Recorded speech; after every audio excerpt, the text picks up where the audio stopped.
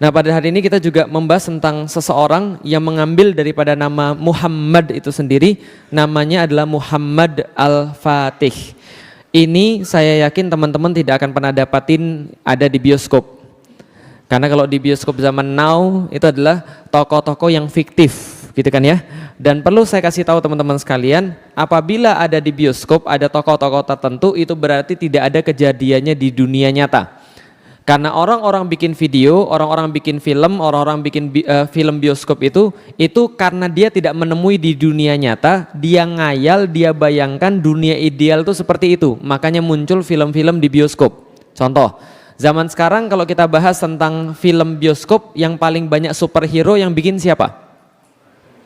Yang paling banyak yang bikin siapa? Amerika. Banyak sekali, sampai terbagi dua mazhab gitu kan ya. Pertama mazhab Marvel dan mazhab DC kan itu kan ya. Mazhab DC komik misalnya ada Superman, Wonder Woman gitu kan ya. Siapa lagi? Ya pokoknya itulah Batman dan sebagainya. Mazhabnya Marvel ada Avengers gitu kan ya, ada Hulk, ada Thor, ada siapa lagi, Spider-Man, ada Captain America. Ustadz kok hafal? Itu sisa-sisa jahiliyah masa lalu. Nah, tapi kita balik lagi. Lah kenapa di Amerika banyak superhero? Bukan berarti tidak ada alasan teman-teman sekalian. Di Amerika banyak superhero karena Amerika itu pernah dinobatkan menjadi the most dangerous place on earth. Jadi tempat yang paling berbahaya di seluruh dunia itu adanya di Amerika. Lah kenapa? Setelah mereka mendata diri mereka sendiri, ternyata mereka dapat di Amerika itu, kalau saya tidak salah, itu setiap 30 detik terjadi perampokan. Jadi terjadi perampokan. Setiap 1,5 jam terjadi pemerkosaan. Setiap beberapa hari sekali terjadi pembunuhan. Bahkan homicide itu lebih besar daripada pembunuhan-pembunuhan yang lain. Jadi kemarin ketika kasus Texas, masih ingat ada orang nembakin, bukan Texas, Los Angeles. Itu ada orang nembakin di Las Vegas gitu kan ya, bukan Los Angeles, Las Vegas ya. Nembakin orang itu, ada berapa di situ yang luka? Sekitar 500 orang luka. Gitu kan ya, 500 orang luka karena tembakan-tembakan itu, dan tidak sedikit ada yang mati di situ. Nah, ketika itu terjadi, saya membuka satu data bahwa Obama ketika masih berkuasa, dia bilang begini, kalau Anda takut sama teroris, Anda harus hitung berapa yang mati karena teroris yang Anda klaim sebagai kejahatan paling besar di dunia dibandingkan dengan kasus homicide, pembunuhan karena senjata-senjata dijual secara bebas. Dan teman-teman tahu Amerika itu kan ada sebelah timur, ada sebelah barat. Yang paling parah itu sebelah barat. Negara-negara bagian sebelah barat, khususnya Texas gitu kan ya, kemudian Arizona dan sebagainya, itu melegalkan penjualan senjata secara bebas. Jadi mereka di sana sudah wajar pegang pistol. Ketika saya sampai di Los Angeles, Las Vegas dan sebagainya, itu mereka pasang di rumahnya ada tempelannya senjata, terus mereka bilang gini, di sini kami tidak panggil polisi. Paham teman-teman sekalian? Jadi gambar senjata terus tulisnya di sini kami tidak panggil polisi. Paham teman-teman sekalian? Nanti kalau Anda macam-macam saya tembak. Nah, kira-kira begitu. Nah, maka pembunuhan karena bersenjata itu banyak sekali di Amerika. Setelah didata atas pertimbangan Obama tadi, ternyata pembunuhan akibat bersenjata itu ribuan kali lipat lebih banyak daripada kasus terorisme. Bisa dipahami teman-teman sekalian? Ini yang ada di Amerika. Maka Amerika dikatakan the most dangerous place on earth, tempat yang paling berbahaya di seluruh dunia. Makanya mereka mengimpi-impikan, bagaimana sih dunia kalau tidak ada kejahatan? Gimana sih kalau dunia selalu banyak superhero? Maka banyak superhero di sana. Kenapa? Karena di sana banyak kriminal. Bisa dipahami sampai di sini teman-teman sekalian? Mereka buat banyak superhero karena mereka nggak bisa kemudian menangani kriminal di sana. Yang mereka bayangkan kalau ada superhero enak. Itu yang pertama. Jadi kalau ada film nggak ada kenyataannya. Contoh, pernah nonton film Korea? Nah, ibu-ibu pernah nonton film Korea, ibu-ibu sekalian? Pernah? Pernah. Pertanyaan saya sederhana, orang-orang Korea aslinya romantis atau tidak? Enggak romantis, makanya ada filmnya. Karena mereka membayangkan laki-laki sempurna tuh kayak begitu, kemayu gitu kan ya, rambutnya begini gitu kan ya. Lah yang mereka bayangkan tuh laki-laki tuh begitu. Lah kenapa? Laki-laki tuh sopan sama cewek, lalu perhatian pada cewek, romantis, tepat janji. Pada intinya nggak ada yang seperti itu. Makanya kalau orang-orang di Korea yang pernah pergi ke sana, yang jadi favorit adalah orang-orang Indonesia. Lah kenapa? Punya sifat-sifat seperti itu, kelembutan, perhatian dan sebagainya. Yang sesuatu yang nggak mereka temukan pada laki-laki di sana. Paham teman sekalian? Lah kenapa? Laki-laki di sana sama kayak laki-laki Jepang, dikit-dikit bunuh diri. Paham teman sekalian? Dapat nilai jelek bunuh diri, dibully dikit bunuh diri, nonton sinetron nggak senang bunuh diri. Jadi seperti gitu. Nah ini kondisinya, maka nggak ada pada sesungguhnya. Nah makanya orang Indonesia nggak pernah buat film, kenapa? Karena di sini nggak perlu kemudian menghayal. Itu alasan orang Indonesia saja, gitu kan ya. Baik. Tapi intinya adalah ini bukan tokoh fiktif, ini adalah tokoh yang sangat nyata, ada dan tidak hanya ada.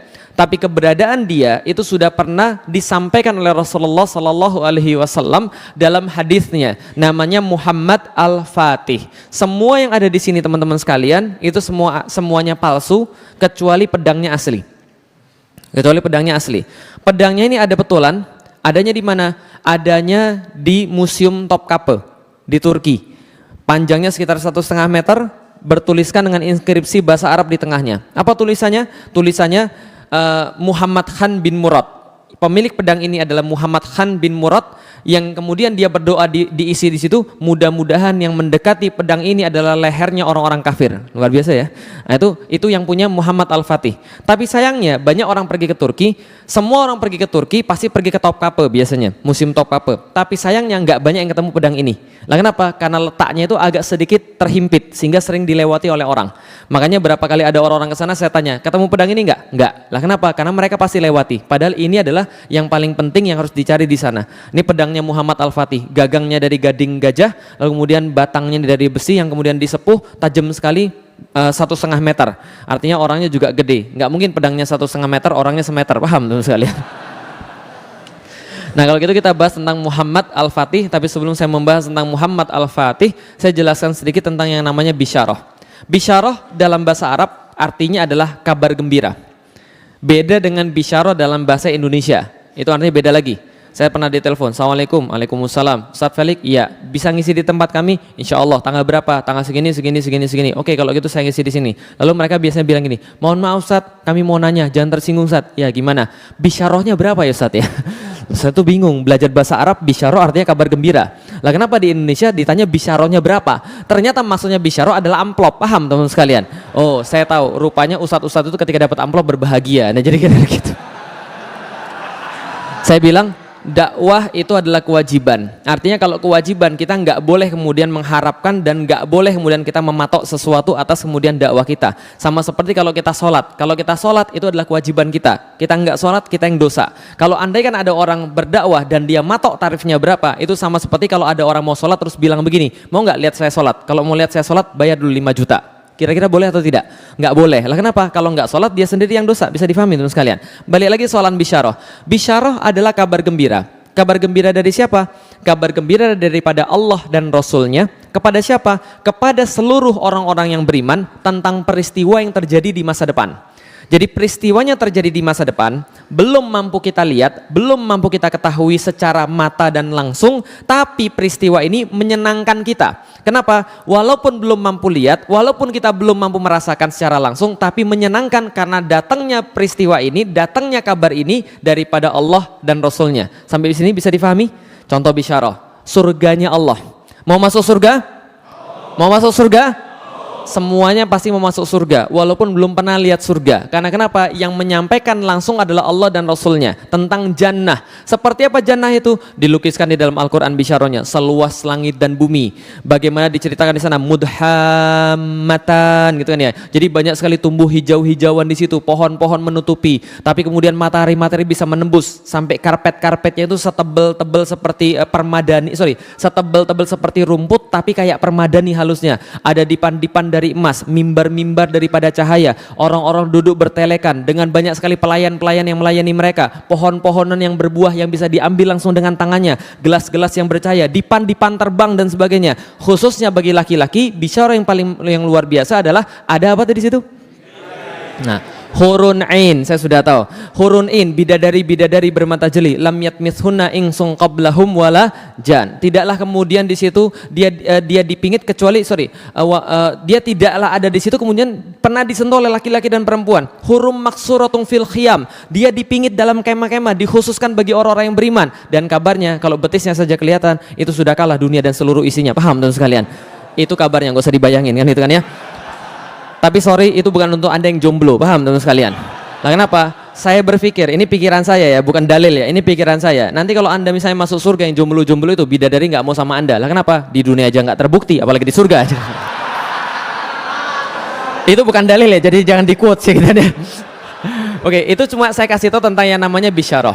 Bisyarah adalah tentang sesuatu yang terjadi di masa depan, kita belum mampu melihatnya, tapi kita merasa senang karenanya. Lah kenapa? Karena itu datang daripada Allah dan Rasulnya. Salah satunya tentang surga. Biasanya kalau saya jelasin tentang bidadari, ibu-ibu protes. Enak aja laki-laki bidadari, gue dapat apa? Tenang ibu-ibu sekalian, ibu-ibu dapat semua yang ibu-ibu minta. Ya, alhamdulillah. Jadi ibu-ibu minta apa saja insya Allah dikabulkan oleh Allah. Lalu kemudian kemarin saya ngomong begitu, ada ibu-ibu yang bilang, Ustaz, kalau gitu kami mau minta apa ibu? Saya mau minta agar suami saya nggak usah poligami sama bidadari di sana. Boleh ibu, coba aja berdoa, siapa tahu dikabulkan. Jadi dari itu. Bisyarah balik lagi adalah kabar gembira dari siapa? Allah dan Rasul kepada manusia yang beriman, yang kemudian tentang masa depan yang belum mampu dia ketahui dan belum mampu dia lihat, tapi dia merasa berbahagia karena datangnya daripada Allah dan Rasul. Tapi tidak hanya urusan di dunia, tidak hanya urusan di akhirat, tapi urusan juga di dunia. Maka saya gambarkan pakai gambarnya, ini sebuah padang rumput yang sangat terik, lalu ada tempat berteduh. Bagi saya, bisyarah itu adalah tempat berteduh di tengah-tengah tempat yang terik. Bagi saya bisyarah adalah tempat berharap di tengah-tengah keputusasaan. Jangan antum sangka orang yang berdakwah itu tidak pernah merasa putus asa. Jangan antum sangka orang yang berdakwah itu nggak pernah merasa sedih. Mereka kadang-kadang merasa sedih, sering malah merasa sedih. Kadang-kadang mereka merasa putus asa, merasa ini gimana lagi caranya. Kalau seandainya itu terjadi pada saya, futur kemudian ya, lalu kemudian merasa capek, merasa sedih, lalu saya ingat bisyarah. Karena bisyarah itu ibarat tempat berharap. Lah kenapa? Kalau kita nggak punya bisyarah, mungkin dari dulu saya sudah berhenti dakwah. Atau bahkan mungkin dari dulu saya sudah keluar lagi daripada Islam. Lah kenapa? Bagaimana tidak teman-teman sekalian? Gimana cara kita bisa berharap pada dakwah ini kalau cuma pakai logika? Kalau cuma pakai mata, yang kita lihat justru berkebalikan dengan yang kita dakwahkan. Coba antum bayangkan, 3 hari 3 malam kita dakwah, capek, letih, lesu, lemah, loyo, yang sadar cuma berapa orang? Yang sadar cuma 3-4 orang. TV menayangkan sesuatu yang salah, tiba-tiba ribuan orang termurtadkan tanpa sadar. Paham teman-teman sekalian? Dengan logika-logika yang nggak benar. Contoh misalnya kemarin, TV menayangkan ada seseorang berkata, pilih mana? Kafir jujur atau muslim korup? Coba bayangkan, ditayangkan di TV yang seperti ini, banyak orang akhirnya mikir, iya ya, mendingan kafir jujur daripada muslim korup. Kan gitu kan ya, mereka nggak kepikir yang lain. Tapi kita yang berdakwah dibatas-batasin. Kadang-kadang kalau kita pikir secara logika, kita kayaknya mau menyerah saja. Lah kenapa? Kita dakwah duit-duit sendiri, kita dakwah tenaga-tenaga sendiri, kita nggak mengharapkan bayaran, tiba-tiba diusir oleh orang, kan gitu kan ya. Tiba-tiba kemudian dipersekusi oleh orang. Kalau kita mau mikir dunia, udah putus asa. Tapi kenapa kita kemudian terus berdakwah? Karena dakwah itu harus punya sebuah energi. Energinya datang dari mana? Saya selalu yakin dakwah ini jalan Allah. Yang namanya jalan Allah, Allah nggak mungkin akan buntukan jalan itu. Allah yang ngasih jalannya. Lah kenapa? Itu bisyarah. Saya sudah tahu dakwah ini adalah sesuatu jalan yang membosankan. Tahu kenapa membosankan teman-teman sekalian? Karena dakwah itu ujungnya kita sudah tahu. Pernah nonton film terus ujungnya sudah tahu? Membosankan nggak? Nah bagi saya dakwah itu membosankan. Lalu kenapa? Karena kita berjalan di satu jalan yang ujungnya kita sudah tahu. Apa ujungnya? Allah sudah kasih tahu. Ujung jalan dakwah menang antum. Paham kira selesai ya? Jadi nggak ada keterkejutan gitu kan ya. Ujung dakwah ini pasti menang. Membosankan jalan ini kan gitu kan ya. Lah karena saya kemudian meyakini bahwa jalan ini membosankan, ujungnya pasti kemenangan, maka saya kemudian terus berdakwah. Bisa difahami teman-teman sekalian. Itu adalah sedikit kemudian logikanya. Nah artinya dakwah ini menjadi menarik karena kita punya bisyarah. Nah kalau kita bicara bisyarah, contohnya seperti ini. Saya masuk Islam 3 minggu kemudian saya ngomong pada bapak saya, Felix masuk Islam. Bapak saya bilang apa? Kamu gila kamu ya? Enggak gila. Masukan setan kamu ya? Mana ada kemasukan setan seganteng ini? Oh enggak, kamu berarti kemasukan jin. Enggak. Lalu bapak saya tanya, kenapa kamu masuk Islam? Saya bilang, saya masuk Islam karena saya tahu Islam adalah agama yang paling benar. Bapak saya tanya, menurutmu yang lebih banyak enggak makan non muslim atau yang muslim? Muslim pi. Menurutmu yang lebih banyak enggak sekolah yang non muslim atau yang muslim? Muslim pi. Menurutmu yang lebih banyak enggak kemudian enggak tepat janji dan sebagainya muslim atau non muslim? Muslim pi. Lalu bapak saya bilang, kenapa kamu masuk Islam? Saya bilang, pi itu muslim bukan Islam.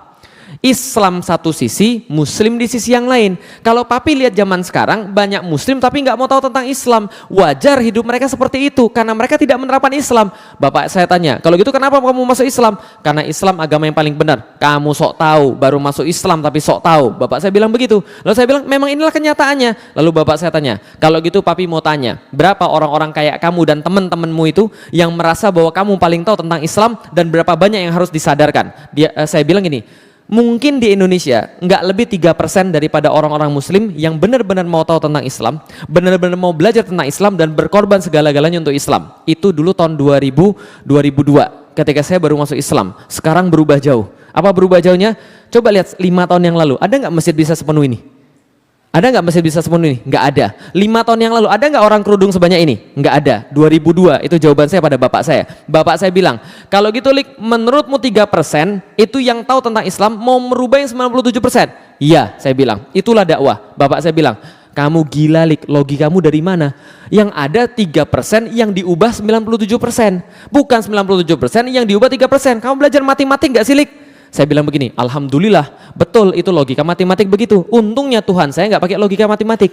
Tuhan saya logikanya sederhana. Kalau dia mau sesuatu, maka dia berkata kun, fayakun. Kalau dia berkata jadi, maka jadi. Itu logika Tuhan saya. Nah, karena saya tahu kemudian karena Allah punya kehendak seperti itu, maka jadilah, maka saya tetap berdakwah. Paham teman-teman sekalian? Karena ada janji daripada Allah, kalau kita berdakwah kita pasti menang. Kalau kita dakwah kita pasti kemudian bisa mewujudkan. Bisa dipahami teman-teman sekalian? Itu janji Allah ketika di akhirat. Di dunia bukan nggak ada. Gimana cara menjaga semangat? Harus kita meyakini bisyarah. Bagaimana contohnya? Ini salah satu contohnya. Belajar sejarah. Belajar geografi. Kata Allah di dalam Al-Quran, jadi banyak Allah turunkan kisah-kisah di dalam Al-Quran itu untuk menguatkan hati Anda dan supaya Anda mengambil pelajaran. Kalau Rasul saja hatinya bisa dikuatkan karena kisah-kisah dalam Al-Quran, masa antum tidak bisa? Nah, kalau seandainya Allah kemudian mengatakan bahwa kisah-kisah bisa menguatkan hati kita untuk berdakwah, masa kita tidak bisa dikuatkan dengan kisah-kisah tertentu? Nah, ini kisahnya, ini ceritanya. Di mana ini? Timur Tengah, bagus. Itu pasti anak IPA tapi nggak lulus. IPS nyogok gitu kan. Bingung gitu kan, IPA nggak lulus, IPS nyogok gitu. Oke, kalau gitu coba lihat. Ini dunia teman-teman sekalian, dan dunia zaman dulu nggak sesulit dunia zaman sekarang. Dunia zaman dulu orang cuma membagi dua. Kenalnya apa? Timur, barat, selesai. Itu aja. Cuma dua. Timur, barat. Timur Persia, barat Romawi. Maka yang tengah-tengah itu namanya Timur Tengah. Kenapa tengahnya di situ? Karena awal peradaban di situ. Cradle of life adanya di situ, cradle of civilization adanya di situ. Nah, maka kalau kita bagi tengahnya di sini, gitu kan ya, maka sebelah sini namanya timur, sebelah sini namanya barat. Maka timur dikuasai Persia yang pada saat itu sudah berusia 1000-an tahun. Sementara barat dikuasai Romawi yang berusia 600-an tahun. Kapan ini kemudian peta terjadi? Ini peta terjadi tahun 622 Masehi. Kapan waktu 622 Masehi? 1 Hijriah. Sekarang sudah berapa Hijriah? Baik, terima kasih. Nah, ini 1 Hijriah ketika Rasul hijrah dari Mekah ke Madinah. Ini bukan bendera ISIS ya, jelas ya. Sudah saya jelasin kemarin bahwa ini bendera Rasulullah. Nah, kalau Anda nggak percaya, berarti Anda jangannya temannya abu-abu tadi, kan ya.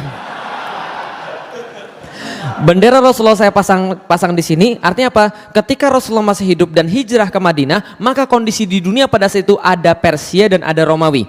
Jadi cerita seperti itu, ada Persia dan ada Romawi. Ceritanya teman-teman sekalian, nggak sampai 100 tahun, 50 tahun setelah Rasulullah Shallallahu Alaihi Wasallam wafat, kurang dari 50 tahun, ini Persia semua dikuasai oleh Islam. Bayangkan, wilayah sebesar ini 7,3 juta kilometer persegi, ini semua dikuasai Islam. Oleh siapa? Oleh panglima-panglima Islam Sa'ad bin Abi Waqqas dan Khalid bin Walid. Dihabisin semuanya. Maka kemudian semua itu masuk dalam wilayah Islam 7,4 juta kilometer persegi dan wilayah Islam jadi besar sekali. Tinggal pada saat itu Islam vs Romawi. Bisa dibayangkan pada waktu itu? Oke, ceritanya tahan sampai di sini. Saya tanya pada Anda dulu. Kalau Anda sekarang dikasih gratis untuk pergi ke satu kota, dibayarin full, Anda pilih pergi ke kota mana selain Mekah dan Madinah?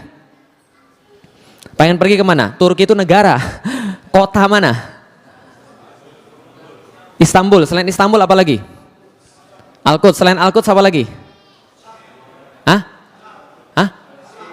Di mana tuh? Oh, Syam itu tempat. Kotanya. Hah?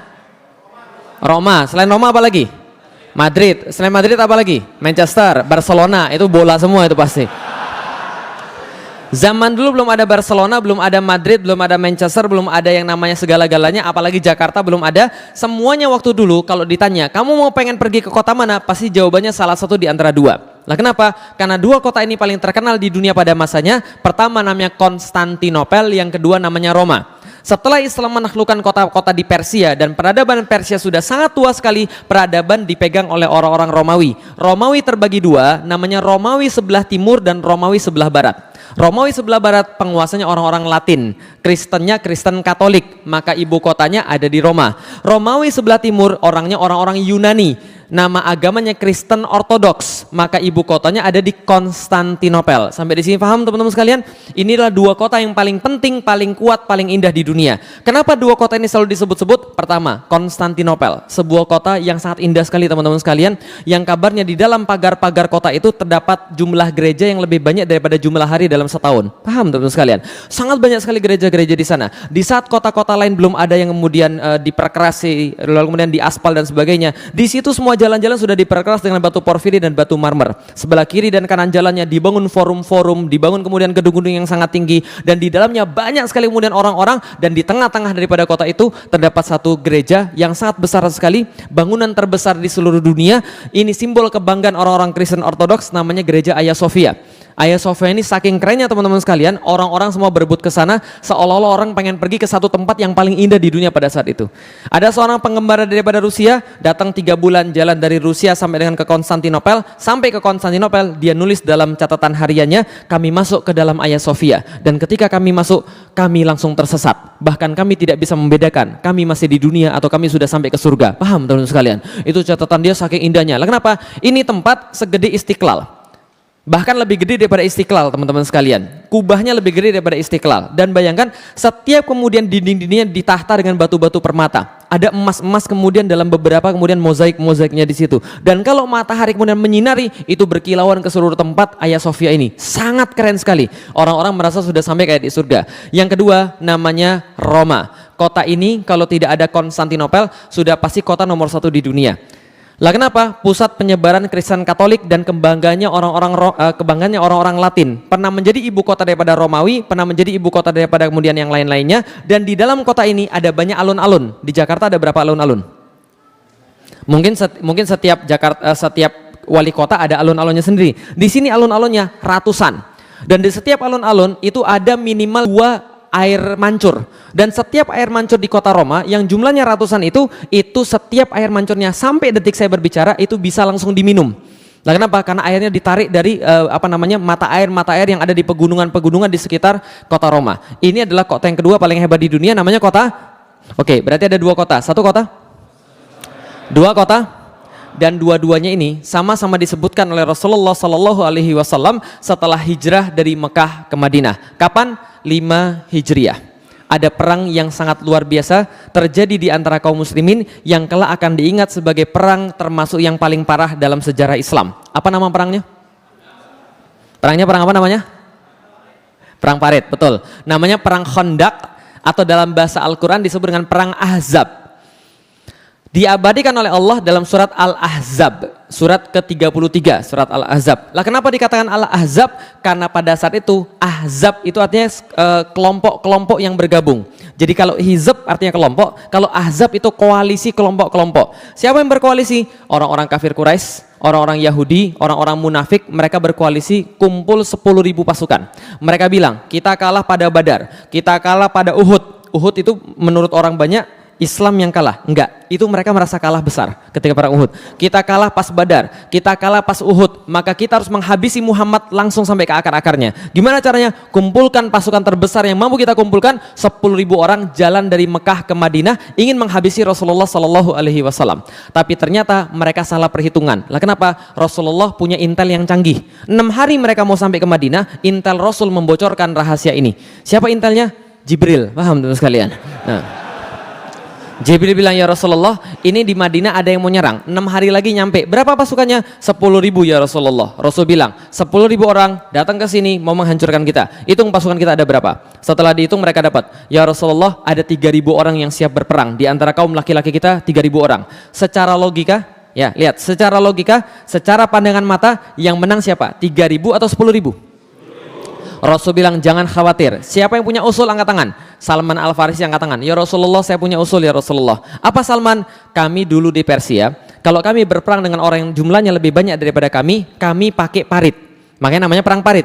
Kami buat parit yang memisahkan antara kami dan mereka. Kami bisa ambil tanahnya, tumpuk ke atas, kami pasang pasukan pemanah, kami panah mereka. Tapi kami tidak jamin menang karena pasukan mereka jauh lebih besar daripada pasukan yang kita punya. 10.000 lawan 3.000. Maka Rasulullah katakan, nggak ada masalah, bikin paritnya. Maka dibuatlah parit memanjang sebelah utara Madinah itu sejauh 8 km. Berapa panjang? 8 kilometer. 8 kilometer kalau di Jakarta dari mana sampai kemana? Dari mana sampai kemana? Saya sudah hitung, tenang. Cawang sampai Semanggi.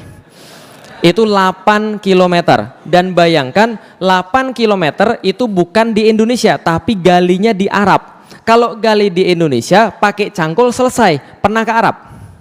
Pernah ke Arab? Kalau nanti belum, saya doakan mudah-mudahan pergi umroh ke sana minimal sekali. Amin. Kalau sampai ke sana, tolong pegang tanahnya dan Anda coba pikirkan itu nggak bisa digali pakai cangkul. Cara gali tanah di Arab itu bawa pakai lembing. Tahu lembing? Lembing tahu? Pecahin tanahnya, angkut batunya ke atas, lalu kemudian bikin lubang. Dan ini paritnya menurut Salman sudah dikasih batasan, lebarnya harus 5 meter, dalamnya harus 3 meter. Supaya kalau ada kuda nggak bisa lompat, kalau lompat jatuh nggak bisa naik lagi. Bisa difahami teman-teman sekalian. Bayangkan 8 km, lebarnya 5 meter, dalamnya 3 meter. Dan ini harus diselesaikan dalam waktu 6 hari. Stres semua orang teman-teman sekalian. Semua disuruh kemudian untuk menggali parit. Nggak hanya orang muslim, orang Yahudi juga diperintahkan untuk gali parit. Lah kenapa? Berdasarkan perjanjian Madinah, kalau Madinah diserang, Yahudi harus ikut-ikutan. Tapi mereka cuma ikut-ikutan dan mereka sebenarnya sudah bikin makar. Karena mereka sudah mau kemudian menyerang kaum muslim ketika pasukan Ahzab tiba. Paham teman sekalian? Mereka sudah bikin kong kali kong sama pasukan Ahzab sebenarnya. Pura-pura aja di sana. Maka digalilah parit. Ketika digali parit, banyak orang-orang kemudian merasa tertekan luar biasa. Lah kenapa? Panas luar biasa. Paritnya 8 km, lebarnya 5 meter, dalamnya 3 meter, susahnya minta ampun, panas dan makanannya. Menurut salah satu athar, para sahabat itu berbaris, mencelupkan tangannya di sebuah air, lalu kemudian angkat tangan yang basah, celupin kemudian ke gandum. Berapa yang nempel di tangan, itulah jatah makan untuk sehari.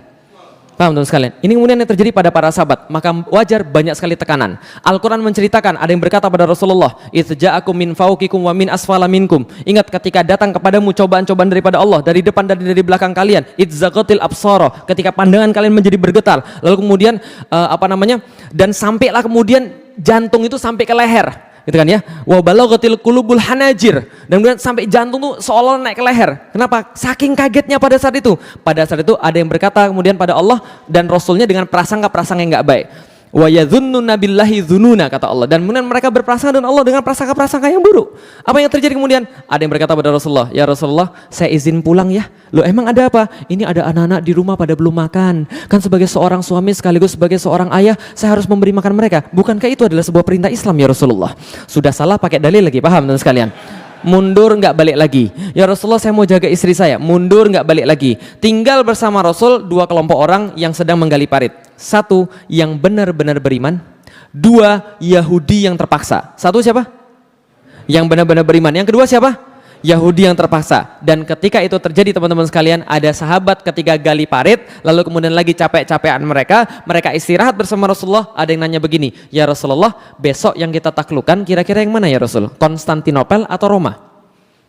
Bingung ya? Bingung. Oke, saya jelasin lagi. Mereka lagi ada di mana? Lagi ada di mana mereka? Madinah. Besok diserang oleh berapa pasukan? Lagi ngapain mereka? Berapa panjangnya? Berapa lebarnya? Dalamnya? Makanannya? Gandum dicelup kemudian dijilatin untuk seharian. Dan mereka pas lagi capek-capekan seperti itu ngomong, "Ya Rasulullah, besok yang kita taklukkan Konstantinopel atau Roma." Dua kota terbaik di dunia yang mereka sama sekali nggak pernah lihat, mereka sama sekali kemudian nggak pernah ke sana, cuma dengar doang bahwa ini kota yang terbaik. Ngomong-ngomong teman-teman sekalian, kalau Anda sekarang lagi ada di Madinah, naik pesawat pergi ke Istanbul itu 3 jam teman-teman sekalian. Jadi dipahami, mereka nggak pernah lihat di sana, nggak pernah kemudian pergi ke sana, cuma tahu doang. Tiba-tiba lagi dalam keadaan terjepit seperti itu, nanyanya apa? Besok yang kita taklukkan yang mana ya Rasulullah? Konstantinopel atau Roma? Paham teman sekalian? Reaksi orang Yahudi persis seperti antum, ketawa terbahak-bahak. Lah kenapa? Ini muslim sudah gila, kepanasan ini kayaknya, stres mereka nih kayaknya. Gila mereka, besok udah mau mati, ke WC aja nggak sempet. Mereka ngomongin tentang Konstantinopel dan Roma. Ternyata jawaban Rasulullah Sallallahu Alaihi Wasallam luar biasa. Jawaban Rasulullah adalah dengan peristiwa seperti itu, Madinatu Hiraqla tuftahu awalan. Yang akan kalian taklukkan terlebih dahulu, wahai sahabat-sahabatku yang terkasih, adalah kotanya Heraklius atau Konstantinopel yang Anda taklukkan terlebih dahulu. Mendengar ini para sahabat senang luar biasa, dan orang Yahudi berkata, wajar aja muslimnya gila, bosnya juga gila. Paham sekalian? Itu tertulis di Sirah Ibnu Ishaq. Silakan baca. Mereka berkata, Muhammad sudah gila. Ingat yang kemarin kita sudah bahas bahwa Muhammad dijuluki oleh orang-orang Yahudi Al-Majnun. Kenapa dijuluki Al-Majnun? Sering berkata sesuatu yang gak masuk akal. Dan seolah-olah ini nggak mungkin, ini ngayal. Maka orang bilang Muhammad Majnun, Muhammad gila. Lah kenapa? Orang-orang anak-anak buahnya gila, wajar karena bosnya juga gila. Paham teman-teman sekalian? Orang Yahudi berkata Muhammad stres karena hari ini pun mereka tidak sempat pergi ke WC, tapi mereka berbicara tentang Konstantinopel dan Roma. Bisa difahami sampai di sini teman-teman sekalian. Perang selesai, dimenangkan oleh kaum muslimin. Cerita lengkapnya silakan baca dalam surat Al-Ahzab surat ke-33 ayat 1 sampai selesai gitu kan ya. Nah, di situ ada semua. Tapi setelah selesai perang ini muncul satu hadis yang sangat luar biasa lagi. Ini hadisnya, la tuftahan al-Konstantiniyah fala ni'mal amiruha wala ni'mal jaishu dzalikal jaish. Akan ditaklukkan kota Konstantinopel oleh kalian. Dalam hadis yang lain, la tuftahan al-Konstantiniyah ala yadi rajulin. Akan ditaklukkan Konstantinopel di tangan seorang pemuda. Sebaik-baik panglima itulah dia, sebaik-baik pasukan yang dia pimpin. Bisa dipahami teman-teman sekalian. Jadi kalau teman-teman main ke rumah saya, ini hadis terpampang luar biasa mesra di ruang tamu saya ya. Jadi la tuftahan al-Konstantiniyah fala ni'mal amiruha wala ni'mal jaisu dzalikal jais. Rasul berkata, akan ditaklukkan kota Konstantinopel. Kalau kalian masih nggak percaya, saya jamin la tuftahannal Konstantiniyah. Dalam bahasa Arab, yang tahu tentang gramatika bahasa Arab, ini kalimat ngeri. Lah kenapa? Ada lam di situ dan kemudian nunnya kemudian ditasydid, la tuftahannal Konstantiniyah, digabungkan dengan fiil mudhari. Artinya apa? Kalau dalam bahasa Sunda, pasti pisan. Sudah pasti pisan. Sudah pasti tenan. Nah, kira-kira begitu. Itu 2 kali ditegaskan oleh Rasulullah. Akan pasti kalian menaklukkan Konstantinopel beneran. Dan sebaik-baik penakluknya adalah dia, dan sebaik-baik pasukannya adalah dia. Pujian Rasul bagi penakluk Konstantinopel dan pasukan-pasukannya. Kalau Anda berada di situ pas Rasul masih hidup, Anda mau nggak jadi orangnya? Oh, jangankan antum, semua sahabat tuh pengen semua jadi orangnya. Semua berusaha agar jadi orang yang dimaksud dan orangnya nggak tanggung-tanggung. Siapa yang pertama? Namanya Abu Ayyub Al-Ansari. Tahu Abu Ayyub Al-Ansari? Kenal Abu Ayyub Al-Ansari? Kenal. Kapan kenalannya? Tahu Abu Ayyub Al-Ansari? Tahu. Siapa Abu Ayyub Al-Ansari? Dia sahabat besar Rasulullah yang diiriin oleh para sahabat. Lah kenapa? Rasul ketika hijrah itu dari Mekah ke Madinah nginep di rumah beliau 7 bulan sampai Masjid Nabawi jadi. Jadi antum bisa bayangin ya, Rasul nginep di rumah dia. Orang bilang semuanya, gila. Kalau zaman sekarang ngomongnya gini, gila, ini orang paling mulia nginep di rumah dia, maka seisi rumah itu menjadi mulia semua. Rumah siapa? Abu Ayyub Al-Ansari. Beliau pembawa bendera la ilaha illallah Muhammad Rasulullah, panji Rasulullah ketika perang Badar. Maka ketika kemudian waktu itu dia menemukan Rasulullah sudah wafat, usianya sudah 80 tahun, Rasul sudah wafat. Dia menemui seseorang namanya Yazid bin Muawiyah. Yazid anaknya Muawiyah, khalifah setelah Abu Bakar. Maka ketika dia menemui Yazid, dia dapat berita Yazid mau pergi untuk ke Konstantinopel, mau menaklukkan Konstantinopel. Maka dia bilang sama Yazid, Yazid, bapak ikut. Yazid bilang, jangan pak. Lah kenapa? Bapak kan sudah tua. Anda kenal dengan orang 80 tahun? Kenal dengan orang 80 tahun? Kira-kira kalau ada kakek-kakek sekarang 80 tahun, kira-kira kondisinya seperti apa? Hidup segan mati tak mau, kan gitu kan ya. Nah, ini 80 tahun pengen ikut jihad. Jangan nanti merepotkan, sudah di rumah saja. Enggak, saya mau jihad. Jangan bapak di rumah saja. Enggak, saya mau jihad. Loh, kenapa kamu maksa betul? Dia bilang, saya punya janji pada Rasulullah yang belum saya tepati dan saya pengen tepati kepada Rasulullah Sallallahu Alaihi Wasallam. Janji apa wahai kakek? Enggak perlu saya kasih tahu kamu. Pokoknya saya bawa saja. Dibawalah Abu Ayyub dalam ekspedisi yang pertama itu. Kemudian di tengah jalan Abu Ayyub yang sudah renta itu kemudian sakit-sakitan sekarat. Sebelum meninggal beliau berpesan, tolong mayat saya nanti jangan dikubur dimanapun. Saya akan ridho kalau mayat saya kamu nanti bawa dengan kuda yang paling cepat, kuda yang paling kuat, hantarkan saya di tempat yang paling dekat dengan Konstantinopel yang mampu kamu hantarkan. Supaya kenapa? Karena supaya saya bisa menunaikan janji saya pada Rasulullah. Apa janjimu? Saya pernah berkata pada Rasulullah ketika masih hidup, ya Rasulullah, aku pengen mendengarkan gemerincing pedang dan derap kaki kuda pasukan penakluk Konstantinopel. Maka mayat Abu Ayyub yang meninggal itu dibawa oleh Yazid bin Muawiyah, dikuburkan tepat di depan tembok Konstantinopel supaya janji dia pada Rasulullah pengen benengan gemerincing pedang dan derap kaki kuda itu bisa terwujud dan kemudian bisa dipenuhi oleh Abu Ayyub Al-Ansari. Kalah pasukan tadi, kalah karena apa? Karena nggak ada persiapan. Berikutnya Maslama bin Abdul Malik bawa 120.000 pasukan pergi ke Konstantinopel, nggak bisa menaklukkan. Kenapa nggak bisa? Mereka nggak perhitungan musim dingin, salju di mana-mana, pasukan habis semuanya. Harun al-Rasyid bawa kemudian pasukan banyak, nggak bisa menaklukkan. Bayezid pertama, Murad kedua bawa pasukan, nggak bisa menaklukkan. Padahal dua orang ini sangat pintar perang, tapi nggak mampu menaklukkan. Lah kenapa nggak mampu menaklukkan? Nih coba lihat teman-teman sekalian. Ini peta di daerah Turki yang sekarang. Lihat, ini selat paling penting di dunia pada masa itu, namanya Selat Bosforus. Kenapa paling penting? Karena Selat Bosforus memisahkan antara Eropa dan Asia. Jelas sampai di sini? Selat Dardanel, Laut Marmara, Laut Hitam.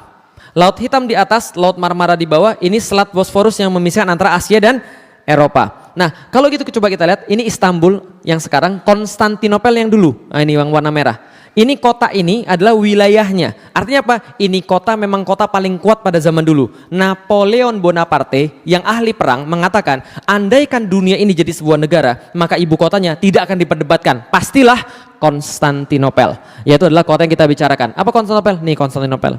Kota dari udara. Konstantinopel bentuknya kayak segitiga. Ingat baik-baik, bentuknya kayak segitiga. Sebelah utara berbatasan dengan Teluk Tanduk Mas. Ini teluk, di sini mampet di sini. Nah, ini Teluk Tanduk Mas. Sebelah sini ini Selat Bosforus yang tadi kita lihat. Yang memisahkan antara Asia dan, berarti sebelah sini apa nih? Sebelah sini? Asia. Sebelah sini? Jelas ya? Sebelah selatan Laut Marmara. Sementara itu kota dibatasi oleh tembok-tembok yang sangat kuat sekali, yang tidak pernah rubuh selama ribuan tahun, teman-teman sekalian. Dan kota ini saking indahnya karena dikelilingi lautan, setiap yang pernah datang ke sana berkata, ini kota saya sumpah sangat indah sekali. Lah kenapa? Langitnya beda dengan yang lain. Ini adalah kemudian Konstantinopel yang nggak bisa ditaklukkan oleh siapapun. Nah, siapa yang menaklukkan Konstantinopel? Ini orangnya, namanya Muhammad II bin Murad, atau yang kita kenal dengan nama Muhammad Al-Fatih. Dan ini gambar dia ketika dia menaklukkan Konstantinopel, dilukis oleh orang Italia namanya Gentile Bellini. Kira-kira umurnya berapa ketika dia menaklukkan Konstantinopel? Dilihat dari gambarnya ini. 40 salah. 17 salah. 17 jenggotan begini. Berapa umurnya? 21 betul. Umurnya 21 tahun. Loh kok jenggotnya panjang? Karena dia orang Turki, paham ya? Jadi kalau orang Turki jenggotnya banyak. Umur 17 aja jenggotnya sudah banyak. Kalau orang Cina nggak punya jenggot. Jadi jangan banyak tanya lagi, paham ya? Kadang-kadang orang tuh sadis pada saya, Ustadz nggak sunnah, lah kenapa nggak pelihara jenggot? Bukan nggak pelihara, rezeki saya cuma segini, paham sekalian? Ini masih mending karena sudah sering mengaji kan gitu. Ustadz pakai obat, Ustadz sudah saya coba, saya olesin obat yang tumbuh bukan di sini malah di sini. Oh enggak itu kan? Itu guyonan aja ya. Oke, masuk pada materi yang paling penting teman-teman sekalian. Muhammad Al-Fatih penakluk Konstantinopel. Lihat baik-baik para pemuda bagaimana dia membentuk diri, bagaimana orang tuanya membentuk dirinya sendiri. Ibu-ibu tolong perhatian bagaimana membentuk anak-anak jadi seseorang yang sangat hebat di dalam Islam. Ini terbukti karena Rasulullah berkata ini penakluk yang terbaik. Lihat, pertama-tama bapaknya sudah memilihkan dia ulama terbaik dari awal. Jadi bapaknya memilihkan dia ulama yang terbaik dari awal. Mohon maaf, kadang-kadang kita salah pikir tentang pendidikan. Kita pikir pendidikan tentang masalah gedung. Kita pikir pendidikan tentang masalah kurikulum. Bukan, pendidikan itu masalah orang. Bukan masalah gedung, bukan masalah kurikulum. Bisa difahami sampai di sini teman-teman sekalian. Lah kenapa? Jadi gini ceritanya. Teman-teman sekalian, kesalahan pandangan orang Indonesia, pendidikan adalah transfer of knowledge. Kalau pendidikan hanya transfer of knowledge, maka Google tahu lebih banyak daripada semua guru Anda. Teman-teman sekalian, Google tahu lebih banyak daripada semua profesor Anda. Tapi pendidikan di dalam Islam bukan transfer of knowledge saja, tapi transfer of karakter. Ahmad bin Hambal pas lagi ngisi pengajian, itu yang datang ribuan. Yang bawa catatan itu cuma 100 orang di depan saja yang bawa catatan. Tapi yang lain nggak bawa catatan sama sekali. Cuma datang, duduk, melihat Ahmad bin Hambal. Belajar apa? Belajar adab. Ulama-ulama berkata, ada orang yang belajar adab 40 tahun. Belajar ilmu cuma 4 tahun. Ada yang belajar adab selama berapa lama? Belajar ilmu cuma sebentar saja. Lah kenapa? Karena kalau adab sudah dikuasai, karakter sudah dikuasai, ilmu gampang. Zaman sekarang banyak orang berilmu nggak beradab. Nah, untuk sekalian, punya ilmu baru sedikit, ustadznya dikritik, Masya Allah. Sudah berani bilang ustadznya pasti masuk neraka, Masya Allah. Loh, antum belajar berapa banyak? Bisa dipahami sekalian? Nggak ada gunanya antum belajar ilmu kalau nggak ada adab. Maka Muhammad Al-Fatih pelajaran pertama dia adalah pelajaran adab. Gurunya yang pertama namanya Syekh Ahmad Al-Qurani. Seperti namanya dia mengajarkan Al-Quran. Karena dasar daripada semua pendidikan harus Al-Quran. Maka dia ajari Muhammad Al-Fatih Al-Quran, tapi ketika syekhnya ini mengajar, ini anak kok bandel banget. Maka dia bilang sama bapaknya, mohon maaf Sultan, ya gimana Syekh, saya boleh mendidik anak anda sesuai dengan cara saya? Oh silakan saja Syekh, gak ada masalah. Dipanggil Muhammad Al-Fatih, sini kamu nak, sini kamu Muhammad. Sudah dibawain satu kayu. Ketika datang tanpa ada alasan apa-apa, ini ada dipukul pakai kayu, jetar. Kayu dipukul, anak ini langsung mentalnya down. Mentalnya down, semenjak saat itu dia langsung hormat pada gurunya. Paham teman sekalian?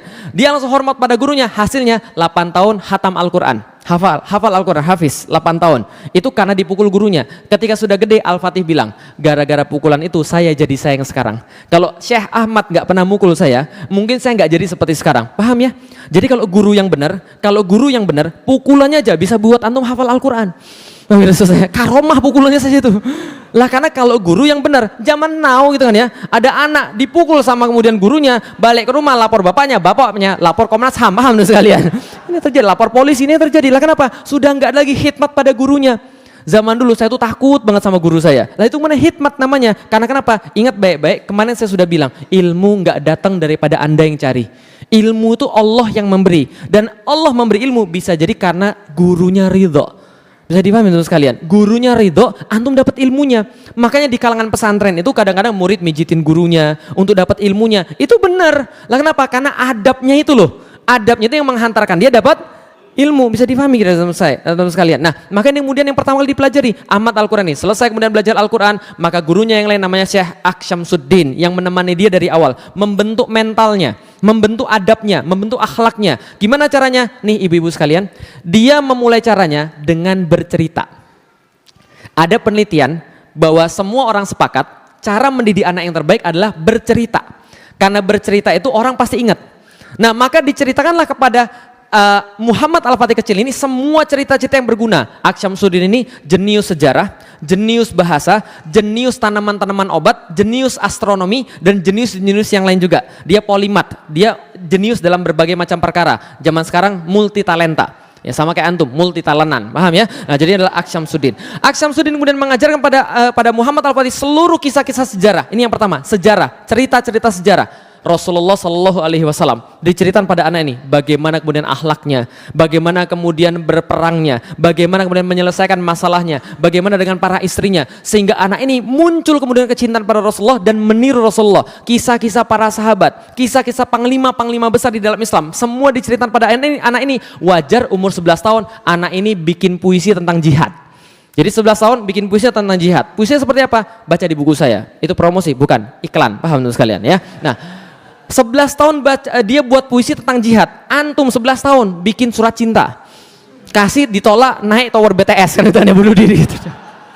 Ini Aksyamsuddin mendidik dia dan menjadi bermental satria. Muncullah anak ini bermental satria luar biasa dan luar biasa hebat. Enggak seperti anak zaman sekarang. Lihat, kesalahan kita di mana sih, Bu? Kenapa muncul banyak orang-orang yang nggak mutu di tengah-tengah kita ini? Karena kita salah cerita pada mereka. Sedangkan cerita itu yang paling penting. Ini saya kasih sedikit hasil penelitian di Inggris. Itu dicoba suatu penelitian, satu kelas dibagi dua. Sebelah sini sama sebelah sini dibedain. Sebelah sini diceritain tentang satu kisah, sebelah sini dipisah dulu. Diceritain kisah apa? Yang masyhur di Inggris itu adalah cerita seorang satria menyelamatkan putri dari seekor naga. Gitu kan ya? Diceritain, gini loh ceritanya. Ada putri diambil oleh naga. Satrianya datang melawan naganya. Ketika naganya datang kemudian dia lawan mati-matian, patah kaki, dia patah tangan, patah pedang. Setelah dia patah segala-galanya, dia patah hati juga. Lalu kemudian dia putus asa. Setelah putus asa, dia pulang. Nggak mungkin saya menang melawan naga. Yang satunya diceritakan, patah tulang, patah pedang, patah kaki, dia berusaha sampai kemudian sebisanya, akhirnya dia bisa membunuh naga, menyelamatkan putri. Ternyata apa terjadi? Ternyata setelah dites, mental orang yang diceritain bahwa pahlawannya kalah dan nyerah dibandingkan dengan mental orang yang kemudian diceritain pahlawannya menang, itu yang di sini nggak mudah putus asa, yang di situ mudah putus asa. Paham teman sekalian? Itu sudah diteliti. Jadi cerita itu sangat berpengaruh. Nggak percaya? Lihat orang Indonesia, salah cerita. Lah kenapa? Cerita orang Indonesia apa? Coba saya tanya sekarang. Teman-teman sekalian, binatang apa yang paling cerdas? Binatang apa yang paling cerdas? Kenapa cerdas? Mencuri timun kan ya? Itu masalahnya. Kancil cerdas karena bisa mencuri timun kan gitu kan ya? Akhirnya muncullah dalam kepala Anda, cerdas itu kalau bisa maling. Jadilah di Indonesia yang cerdas itu yang maling, yang petani yang susah. Paham teman sekalian? Loh kok saya tahu petani sukses? Saya kan IPB, paham teman sekalian. Saya tahu petani Indonesia kayak apa, kenapa? Ceritanya begitu. Apalagi ceritanya? Ceritanya lagi, ada cowok mesum, ngintip cewek mandi. Gitu kan ya, ternyata ceweknya bidadari. Tahu kisah apa itu? Tahu kisah apa itu teman sekalian? Oh nggak pernah diceritain begitu lagi ya? Sian banget antum. Cowok mesum ngintip cewek mandi, ternyata bidadari. Diambil kemudian selendang bidadarinya, nggak bisa terbang, dia kekahyangan. Akhirnya ketika dia nggak bisa terbang, singkat cerita dia kawin sama yang nyuri selendangnya. Pelajaran moralnya adik-adik sekalian, maling kawin sama bidadari. Paham antum? Paham antum sekalian? Ini terjadi di Indonesia, parah, cerita-ceritanya parah. Apalagi kancil lomba lari sama kura-kura. Yang menang siapa? Kura-kura. Lah kenapa? Karena kancilnya nabrak tiang listrik. Oh enggak, itu.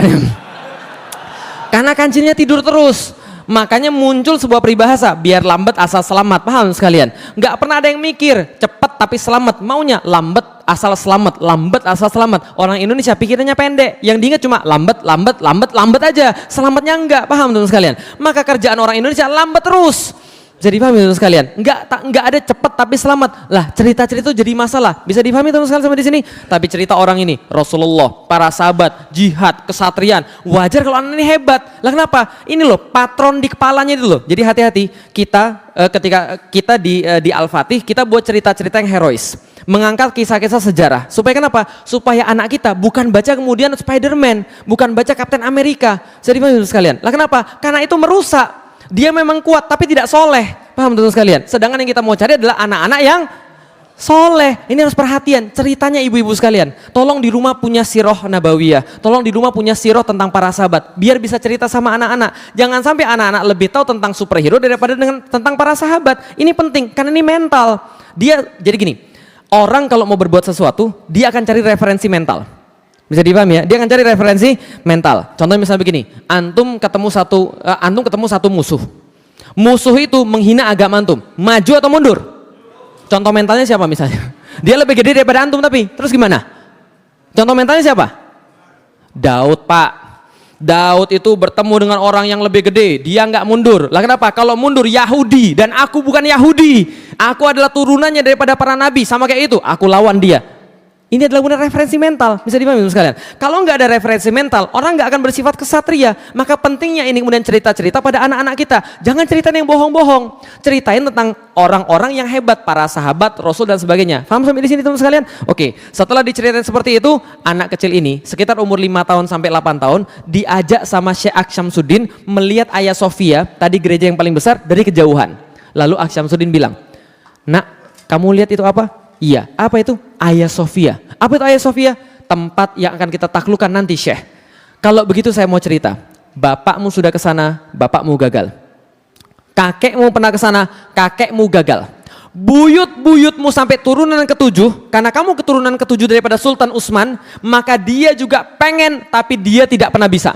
Dan setelahmu juga tidak akan pernah bisa. Loh kenapa, Syekh? Karena saya senantiasa minta pada Allah Subhanahu wa taala dalam setiap sujud saya. Saya senantiasa minta dalam setiap sujud saya, dalam setiap tahajud saya pada Allah Subhanahu wa taala, bahwasanya yang disebut dengan sebaik-baik panglima dalam hadis Rasulullah sallallahu alaihi wasallam, saya selalu minta pada Allah yang disebut dengan sebaik-baik panglima yang memimpin sebaik-baik pasukan adalah Ananda. Kamu yang menaklukkan Konstantinopel. Anak ini diomongin begitu. Langsung setelah itu dia yakin, aku adalah yang dimaksud oleh hadis Rasulullah di Nopel. Bisa difahami kira-kira maksud saya? Dia yakin betul karena gurunya meyakinkan pada dirinya, dialah yang dimaksud dalam hadis Rasulullah merupakan penakluk Konstantinopel. Anak ini mentalnya dibuat begini, langsung beda dari orang-orang biasa. Orang-orang biasa pesimis, dia tidak. Apa yang terjadi pada dia? Nih coba lihat apa yang terjadi gara-gara cuma yakin doang. Gara-gara yakin doang, apa yang terjadi? Dia menguasai 8 bahasa ketika berumur 16 tahun. Berapa bahasa? 8 bahasa. Umurnya berapa? 16 tahun. Antum sudah berapa tahun? Berapa bahasa? 4 saat, alhamdulillah. Bahasa Indonesia, bahasa Inggris, bahasa daerah, bahasa isyarat, alhamdulillah, gitu kan ya. Nah, dia menguasai 8 bahasa ketika berumur 16 tahun. Apa saja? Arab, Turki, Persia, itu bahasa ibunya, bahasa keluarganya. Bahasa Arab, Turki, Persia, Yunani, Ibrani, lalu kemudian Latin, lalu Slavik, lalu kemudian satu lagi lupa. Nah, inilah namanya manusia, gitu kan ya. Jadi dia menjadi kemudian sultan pada umur 12 tahun. Umur 12 tahun dia sudah jadi sultan. Dan lebih hebat lagi adalah semenjak balik hingga meninggal, dia tidak pernah meninggalkan satupun salat rawatib dan salat tahajud. Lah kenapa? Karena dia tahu persis permintaan dia pada Allah ingin menjadi penakluk Konstantinopel. Dan kata Rasul, penakluk Konstantinopel adalah penakluk terbaik. Kalau terbaik berarti harus paling dekat dengan Allah. Kalau mau mendekati Allah, nggak mungkin pakai amal-amalan biasa. Kata Rasulullah dalam hadis qudsi, aku tidak akan pernah ridho sama seorang hamba sampai hamba itu melakukan kewajiban yang aku perintahkan. Tapi tidak cukup, tapi kalau dia mau aku cintai, kata Allah, maka dia harus melakukan sunnah-sunnah nawafil sampai aku mencintainya. Kalau aku sudah mencintainya, maka matanya akan aku jadikan seperti mataku di mana dia melihat dengan mataku. Tangannya akan ku berbuat seperti tanganku di mana dia berbuat dengan tanganku. Maka dia minta sesuatu, aku penuhi. Dia minta aku lindungi dia. Itu hadis daripada Rasulullah, hadis qudsi. Maka dia berusaha melakukan sunnah-sunnah nawafil. Kalau Anda mau sesuatu yang besar, jangan pakai yang biasa. Kalau Anda mau sesuatu yang lebih daripada orang lain, lakukan lebih daripada orang lain. Bisa dipahami teman sekalian? Kalau orang tidurnya 4 jam, antum tidur 2 jam. Lah kalau orang tidur 4 jam, antum mau tidur 6 jam, antum pasti dapat di bawah dia. Bisa dipahami teman sekalian? Maka Al-Fatih begitu. Dia tidak pernah meninggalkan sholat rawatib, dia nggak pernah meninggalkan sholat tahajud karena dia yakin dia adalah yang terbaik. Lihat baik-baik kesalahan kedua orang Indonesia, nazar. Orang Indonesia kalau nazar salah. Lah kenapa? Orang Indonesia nazarnya begini, ya Allah kalau aku jadian sama dia, ya Allah aku nanti akan 3 bulan berturut-turut puasa. Kan gitu kan ya? Ya Allah kalau aku dapat kerja, ya Allah aku akan sedekah 2 juta. Kan gitu kan ya? Pertanyaan saya, kalau Allah nggak kasih terus kenapa? Itu nazar atau ngancem, paham teman kalian? Coba perhatiin baik-baik, ini loh, lihat diksinya, ini ngancem atau nazar, coba lihat. Kalau aku dapat dia ya Allah, berarti aku akan puasa 2 bulan berturut-turut. Berarti kalau aku nggak dapat, aku nggak mau puasa. Antum ngancem Allah. Maksud saya, nazar yang benar itu seperti Muhammad Al-Fatih. Bagaimana nazar yang benar? Di dalam surat Al-Fatihah. Iyyaka na'budu wa iyyaka nasta'in. Wahai orang-orang yang menginginkan sesuatu yang lebih banyak daripada Allah, penuhi ibadah Anda pada Allah, baru minta pada Allah. Iyyaka na'budu wa iyyaka nasta'in. Anda ibadah dulu baru Anda minta pada Allah. Lihat Ibrahim yang menginginkan anak.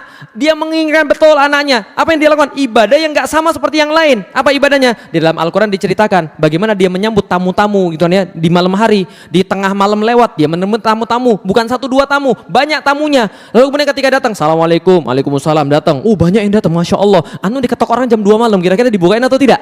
Panggil hansip antum. Lah ini Nabi Ibrahim langsung dibukain. Setelah dibukain kemudian, oh ya sebentar ya, mundur ke belakang, bangunin istrinya. Sarah, kita punya apa? Kita punya apa? Oh ada kambing. Ya sudah, sembelih kambingnya segera. Bikin gulai bagi mereka. Dibikin gulai bagi mereka. Ditawarkan gulainya. Ternyata yang datang nggak punya kaki semua. Udah sekalian. Lalu mulai merasa takut apa? Yang datang malaikat. Malaikat bilang apa? Kami memberi kabar bahagia kepada engkau karena engkau akan mendapatkan seorang anak. Masya Allah. Coba lakukan yang lebih baik. Nah, iyyaka na'budu wa iyyaka nasta'in. Dia sampai meninggal tidak pernah meninggal salat rawatib dan salat tahajud. Enggak ada alasan ngantuk. Lah kenapa? Antum minta sama Allah yang banyak. Antum minta sama Allah yang besar. Masa antum mau dikalahkan dengan rasa ngantuk? Enggak, tahajud. Nah, tidak pernah meninggalkan salat rawatib dan tidak pernah meninggalkan salat tahajud. Nah, apalagi tapi dia tidak hanya ibadah mahdoh. Dia melakukan sebab akibat. Dia mengumpulkan pasukan-pasukan yang namanya Inkisaria. Dalam bahasa Turki Yeni seri. Yeni artinya baru, seri artinya pasukan. Dalam bahasa Arab jadi Inkisaria. Nah, Inkisaria ini apa? 7.000 pasukan elit dikumpulkan dari kecil di setiap barak-barak. Di setiap barak-barak ada seorang ulama yang tugasnya bacaan Quran, bacaan hadis dan membentuk mental pasukan agar menjadi mujahid fisabilillah.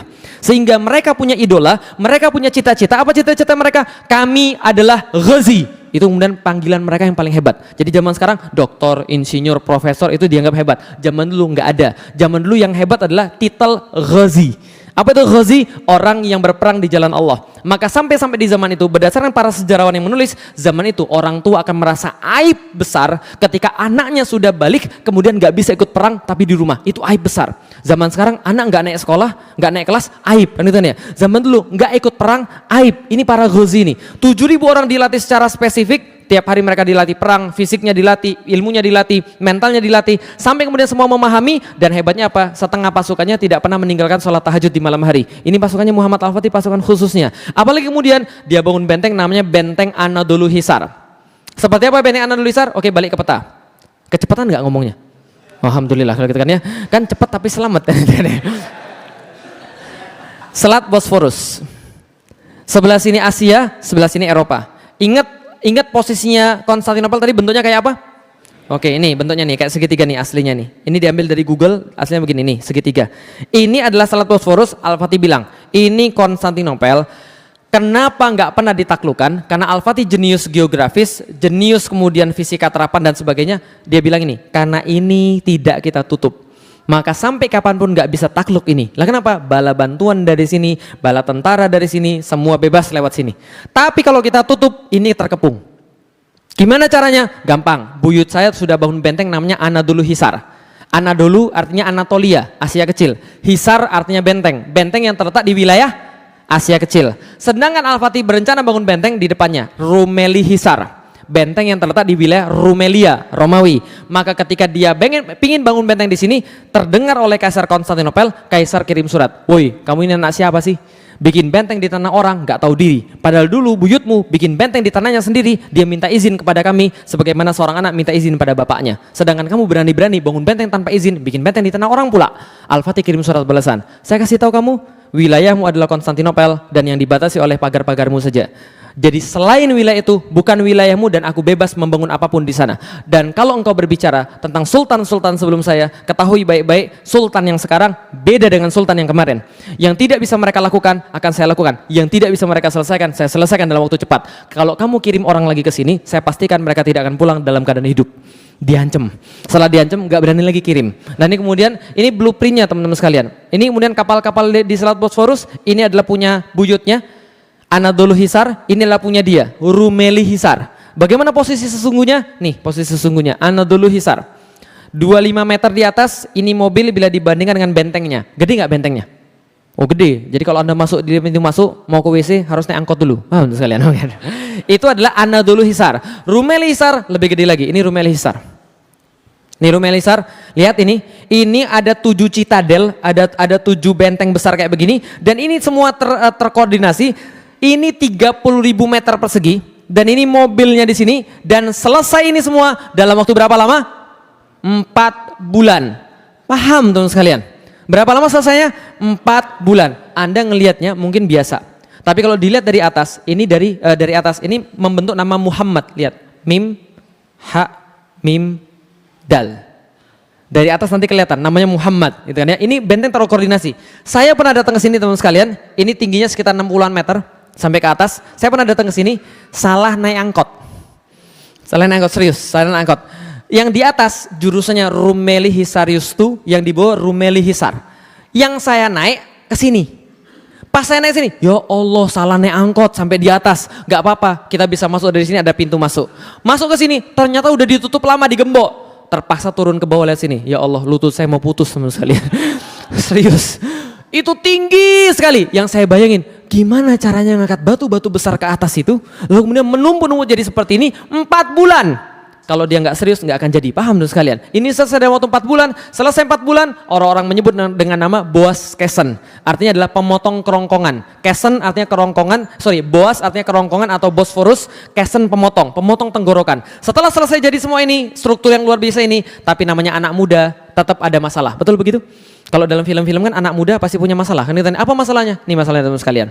Tembok Konstantinopel yang sudah saya bilang tadi, dibuat pada tahun 300, nggak pernah jatuh sampai tahun 1453. Perfect selama 1123 tahun. Bayangkan teman sekalian, berapa lama? 1123 tahun perfect, nggak ada yang mengalahkan. Lah kenapa? Bayangkan, jangan tahun ini bayangin ya. Bayangin pada tahun 300 sampai tahun 1400. Ada satu struktur tingginya 18 meter. Kebayang nggak teman sekalian? 18 meter, kalau ada artis di situ, ini artisnya kira-kira. Kok kecil banget Ustaz? Iya itu artisnya nih. Jadi kalau ini 18 meter, enggak hanya kemudian 18 meter, 3 lapis. Lapis pertama parit. Anda bawa kuda berhenti di sini, mohon maaf. Di sini paritnya 20 meter, dalamnya 10 meter. Kalau Anda nekat berenang, dipan ada di sini. Oh, tapi tenang Ustaz, saya punya batu akik yang sakti. Oh ya boleh. Nah, batu akik sakti, Anda dipanah nggak mempan ya. Anda naik ke sini, berantem di sini, lempar batu di sini, lempar minyak di sini, dibakar di bawah. Taruhlah Anda berhasil mulai mengalahkan di sini, manjat di sini. Ini tingginya sekitar 8 meter, tingginya sekitar 5 meter, tebelnya sekitar 3 meter. Taruhlah Anda bisa manjat di sini, dipan lagi dari sini. Lempar batu, lempar minyak, bakar. Taruhlah Anda bisa mengalahkan karena batu akik Anda kuat banget gitu kan ya. Nah ini tingginya sekitar 8 meter. 8 meter, tebelnya sekitar 5 meter. Kalau Anda jadi Muhammad Al-Fatih, gimana cara masuk tempat ini? Ingat, ini sudah perfect selama 1123 tahun. Pendahulu Anda nggak ada yang bisa. Semua nggak ada yang bisa, terus Anda gimana caranya kira-kira? Yang agak kreatif dikit, gimana caranya? Gali lewat bawah, bagus. Itu sudah dicoba oleh orang-orang Serbia. penggali-penggali perak dari Serbia sudah coba, karena mereka ahli dalam membuat terowongan untuk menggali-gali perak, maka mereka lewat di sini gali-gali tanah, mereka berharap bisa muncul di sini. Tapi orang Konstantinopel bukan bodoh, mereka punya teknologi sederhana tapi ampuh. Bagaimana caranya? Di sini mereka pasang baskom setiap 1,5 meter satu baskom. Mereka isi air, maka itu jadi alat deteksi sederhana. Setiap yang lewat di bawah bergetar air di atasnya, terut. Dia tahu siapa yang gali, dia prediksi di mana kemudian galinya, dia buat lubang counter attack, disiram ter, dibakar, dibawa hidup-hidup. Bukan ide bagus. Terus gimana lagi caranya? Oh, pakai pesawat tuh, saat belum ada pesawat. Gila-gila, istighosa saja saat, enggak menang-menang. Wah, menurut sekalian. Nah, makanya Al-Fatih mikir begini, kalau saya coba cara yang sudah dicoba oleh orang-orang yang lain, maka saya pasti kalah. Maka harus ada cara yang lain yang belum pernah dicoba. Gimana? Saya nggak tahu. Yang saya tahu, Allah pasti nolong orang yang bertawakal pada Allah. Maka dia bilang, saya bertawakal pada Allah, saya tunggu pertolongan. Betul, pucuk dicinta, ulam tiba. Suatu hari seorang seniman senjata namanya Orban, orang Hungaria, datang kepada Kaisar Konstantinopel karena kesamaan akidah mereka. Maka dia bilang pada Kaisar Konstantinopel, bos, gue punya senjata nih bos, mau bikin nggak bos? Raja Konstantinopel lihat, bagus juga senjata lo. Berapa bikinnya? Bikinnya segini bos. Sorry, kita lagi nggak punya duit. Gini aja, kamu jangan pergi kemana-mana, kamu tinggal di sini, jangan kemana-mana. Nanti kalau kami punya duit, kami bikinin senjatanya. Setahun dia tinggal di Konstantinopel, senjatanya nggak dibikin-bikin. Akhirnya apa yang terjadi? Dia pergi ke tempat yang punya duit. Namanya orang punya senjata, orang ahli senjata itu nggak pernah ideologis. Dia cari orang yang punya duit, paham teman sekalian? Maka datanglah dia ke tempat Muhammad Al-Fatih, nawarin senjata yang sama. Bos, gue punya senjata bos, mau bikin atau tidak? Al-Fatih begitu melihat rancangannya, Al-Fatih sebelum melihat rancangannya, itu sekretarisnya nulis dalam catatannya, Al-Fatih bilang begini, bisa nggak engkau membuat sebuah senjata, lalu memeragakan dengan tangannya, kata sekretarisnya, yang bisa melontarkan proyektil sebesar ini. Proyektil sebesar ini, paham ya? Itu Orban ahli fisika, Muhammad Al-Fatih ahli fisika. Orban langsung hitung, apa rumusnya? I sama dengan M kali A. Sekalian, impact sama dengan massa kali akselerasi, paham ya? Jadi kalau ada massa sebesar ini yang bisa dilontarkan sama sebuah proyektor, ini tembok jebol. Maka dia bilang pada Muhammad Al-Fatih dengan curiga, apakah engkau ingin menghancurkan tembok Konstantinopel? Al-Fatih balas, kalau iya kenapa? Orban membalas lagi, kalau iya kebetulan. Saya sudah tinggal di sana selama setahun. Saya tahu setiap lekuk-lekuk tembok ini dan saya bisa membuatkan senjata yang kamu maksud. Benar, benar. Oke, buatkan bagi saya. Kamu dibayar berapa? Saya dibayar segini janjinya. Saya bayar 4 kali lipat, buatkan senjata yang buat saya. Dibuatlah senjata yang sangat fenomenal pada saat itu, belum pernah ada sebelumnya, namanya The Great Turkish Bombard. Atau lebih dikenal dengan nama The Basilica Cannon atau The Muhammad Great Gun. Ini senjatanya kalibernya 0,7 meter. Beratnya 18,2 ton. Panjangnya 5,2 meter, jarak tembaknya 1,6 km, sekali muntah 682 kg. Paham dulu sekalian? Ini senjata pas dites, nyungsep itu proyektil 2 meter di bawah tanah. Al-Fatih bilang, bagus, saya senang dengan senjata kamu, tapi masih ada kurangnya. Apa kurangnya? Kurang gede, buatin saya yang 2 kali lipat. Lu gimana caranya? Terserah kamu, kan kamu seniman senjatanya. Akhirnya dalam waktu 1 tahun, Orban membuatkan pada Muhammad Al-Fatih 69 meriam. Satu meriam ukurannya 5,2 meter, yang satu lagi 8,4 meter. Yang sisanya ukuran standar. Berapa ukuran standar? 3 sampai 4 meter ukuran standar. Nah, yang ini sampai sekarang masih ada yang ukuran standar, 3 sampai 4 meter. Di mana adanya? Di Istanbul? Enggak. Adanya di Museum Fort Nelson, Portsmouth, Inggris. Loh, kok ada di Inggris Ustaz? Diminta sama Raja Inggris. Menurut sekalian, dia bilang, please dong, bagi gue ini adalah meriam yang paling berat di dalam sejarah, please dong, please. Ya udah kita kasih. Nanti kalau dia sudah bosan kita minta balik lagi, menurut sekalian. Nah, ini adalah senjatanya. Kalau ada artis, kira-kira artisnya kayak begini. Kok ada artis terus Ustaz? Ya ini pesan sponsor, menurut sekalian. Meriamnya digede sekali, menurut sekalian. Dan ini ada ulirnya nih, di sini ada ulirnya. Jadi bisa kemudian diulir masuk. Menurut sekalian, ini bisa diulir masuk. Di sini kemudian kasih mesiunya, di sini selongsong peluru gedenya itu. Nah ini kemudian kenapa harus diulir? Supaya mudah transportasi, paham sekalian? Karena kalau segede itu, seberat itu, nggak ada yang bisa angkat. Nah, sekalian, setelah dibuat semuanya, jadilah semua persiapan sudah selesai. Pada tanggal 6 April 1453 disepakati penyerangannya pada tanggal ini. Gimana cara serangannya? Al-Fatih melalui tiga arah. Satu lewat laut sebelah selatan, Laut Marmara.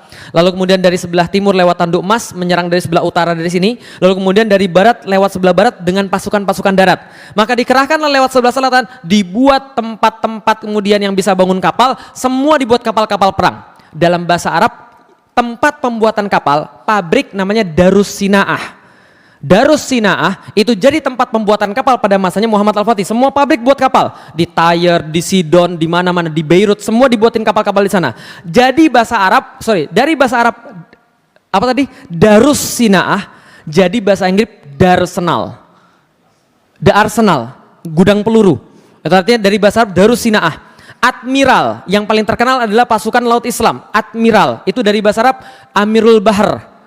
Amirul Bahar adalah pemimpin lautan. Lah kenapa? Yang paling terkenal pemimpin lautan di masa Islam namanya Khairuddin Barbarossa. Khairuddin Barbarossa itu adalah admiral lautnya Sulaiman Al-Qanuni, cicitnya Muhammad Al-Fatih. Paham teman sekalian? Tapi pas zamannya Muhammad Al-Fatih ini kapal-kapal baru dibuat. 400 kapal dibuat di kota-kota pantai, kemudian ditransfer ke Konstantinopel, menyerang dari sebelah selatan. Beberapa kapal kecil masuk ke dalam Teluk Tanduk Emas dan total 250.000 pasukan. Jalan dari Edirne menuju ke Konstantinopel dalam waktu 2 bulan bawa meriam segede-gede kingkong. Paham teman sekalian? Diceritakan dalam beberapa sejarah, dalam buku sejarah, setiap meriam ditarik oleh 30 kerbau. Dan 30 kerbau ditemani oleh 100-an orang. Untuk apa? Ngeratain jalan, paham tuh sekalian? Karena dia nggak boleh ada gundukan. Ada gundukan nggak bisa ditarik. Bisa dipahami ya? Jadi ada orang ngeratain jalan, ditarik. Ngeratain jalan, ditarik. Ngeratain jalan, ditarik. 2 bulan sampailah mereka ke depan Konstantinopel melalui segala macam rintangan dan mereka tulis dalam chronicles mereka, ketika kami berjalan di siang hari, maka matahari tidak tembus sampai ke dalam terompah kami karena tertutup oleh panji-panji dan tombak-tombak kami. Dan pada waktu malam hari Anda tidak akan dapat melihat bumi karena tertutup oleh kemah-kemah kami. Giliran orang Konstantinopel lihat ketika sudah sampai di depan pintu depan Konstantinopel, mereka naik ke atas menara, mereka tulis dalam chronicles mereka, kami melihat kaum muslim datang kepada kami like a river of steel, seperti sungai dari besi. Kebayang nggak sungai dari besi? Kenapa? Baju zirah mereka memantulkan sinar matahari, jalan pada mereka seperti sungai dari besi. Mereka bilang memenuhi pandangan kami dari pantai sampai ke pantai. Paham? Ini tembok Konstantinopel yang 3 lapis tadi. Yang 3 lapis tadi kita jelasin itu bukan semeter 2 meter. Itu 7,5 kilometer temboknya. Kok tahu Ustaz? Sudah saya hitung. Dari mana? Google. Paham teman sekalian? Enggak, saya pernah jalani dari ujung tembok sampai ke ujung tembok di Konstantinopel, di Istanbul, dan betul 7,5 kilometer itu 3 lapis semuanya teman sekalian. Kecuali beberapa daerah khusus. 7,5 kilometer itu kaum muslim semua. Kebayang teman sekalian?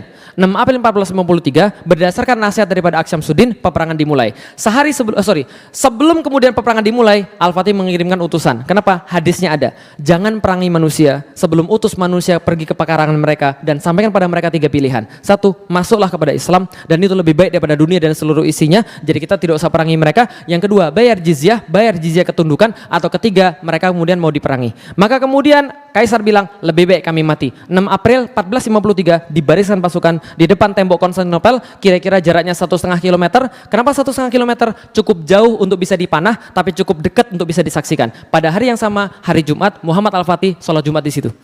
Bisa dipahami? Ketika sudah sholat Jumat, takbir berkumandang, masuk ke dalam Konstantinopel, terdengar orang-orang muslim sedang melaksanakan sholat Jumat, mereka berpikir, ini kayaknya terakhir kalinya kita melihat salib di atas Hagia Sophia. Maka peperangan dimulai, meriam pertama ditembakkan. Yang menang Muhammad Al-Fatih atau Konstantinopel?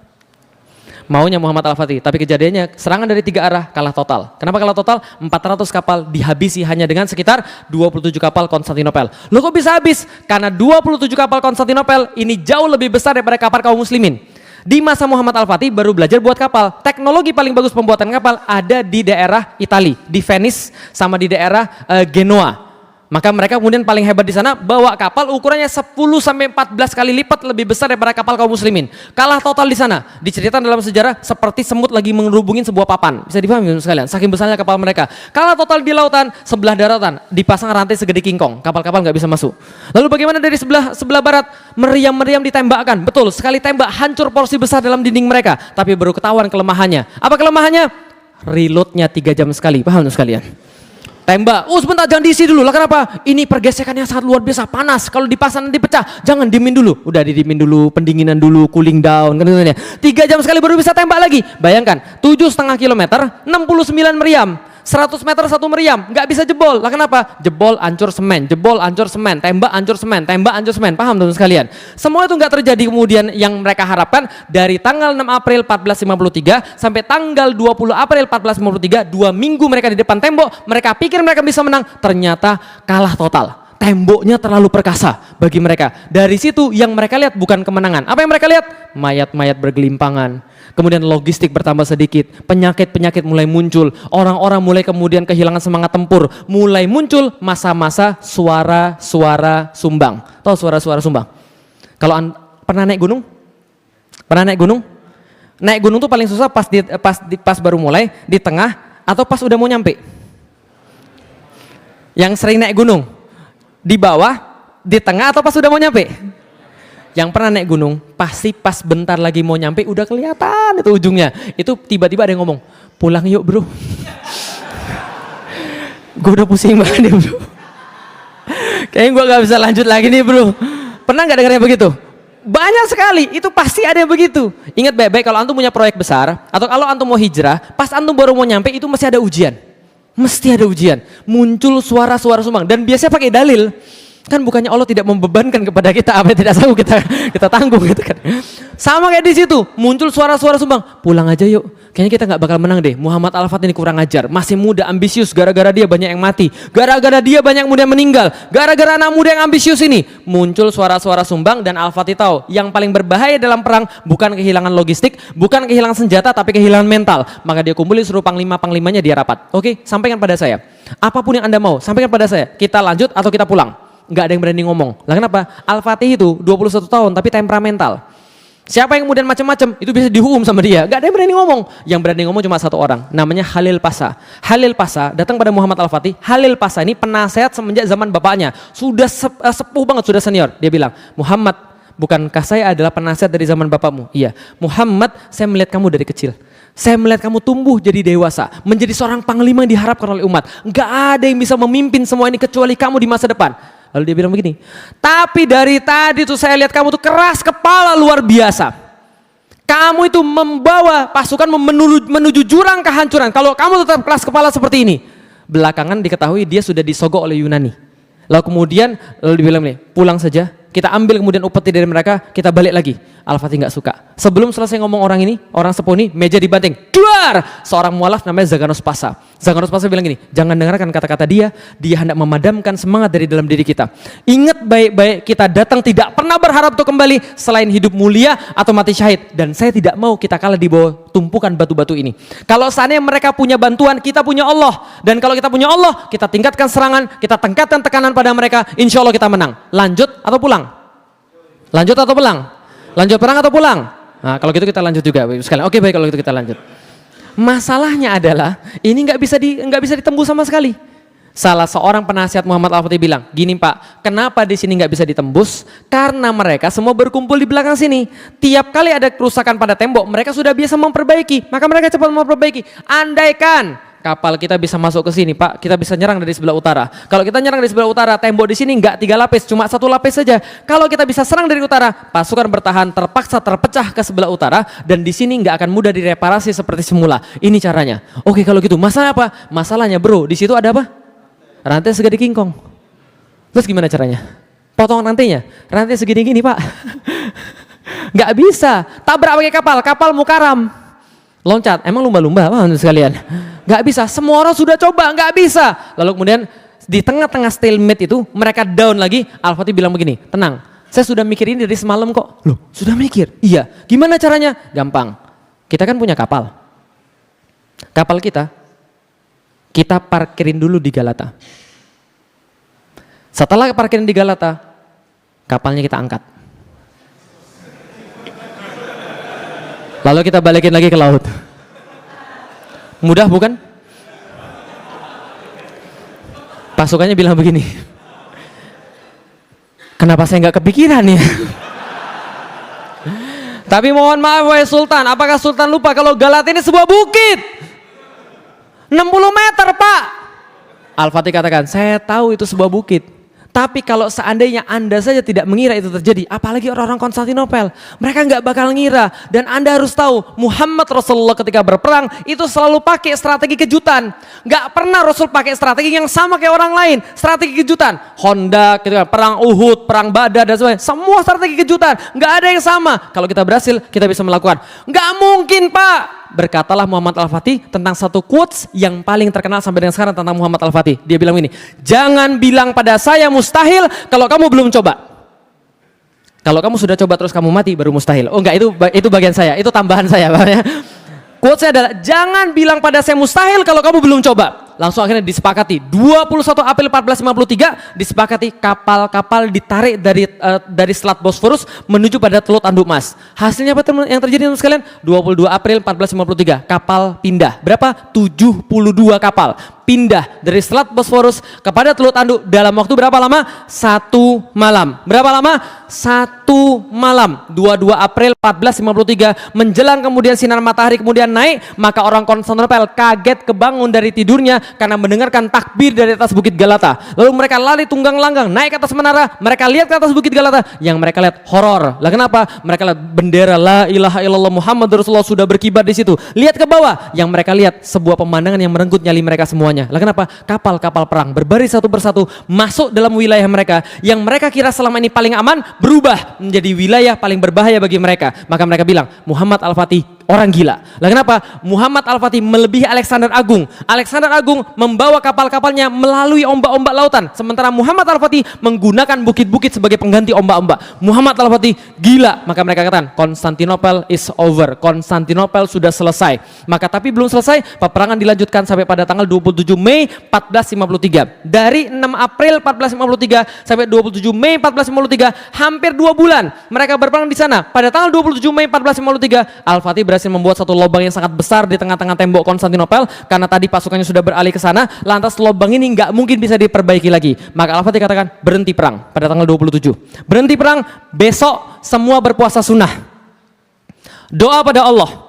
Berpuasa sunnah, doa pada Allah. Minta penaklukan ini. Lah kenapa? Aku lebih baik tidak memimpin apapun kalau aku tidak punya kota ini. Aku pengen kota ini. Jangan kemudian kalian nggak puasa, semuanya puasa. Maka pada tanggal 28 semuanya berpuasa sunnah.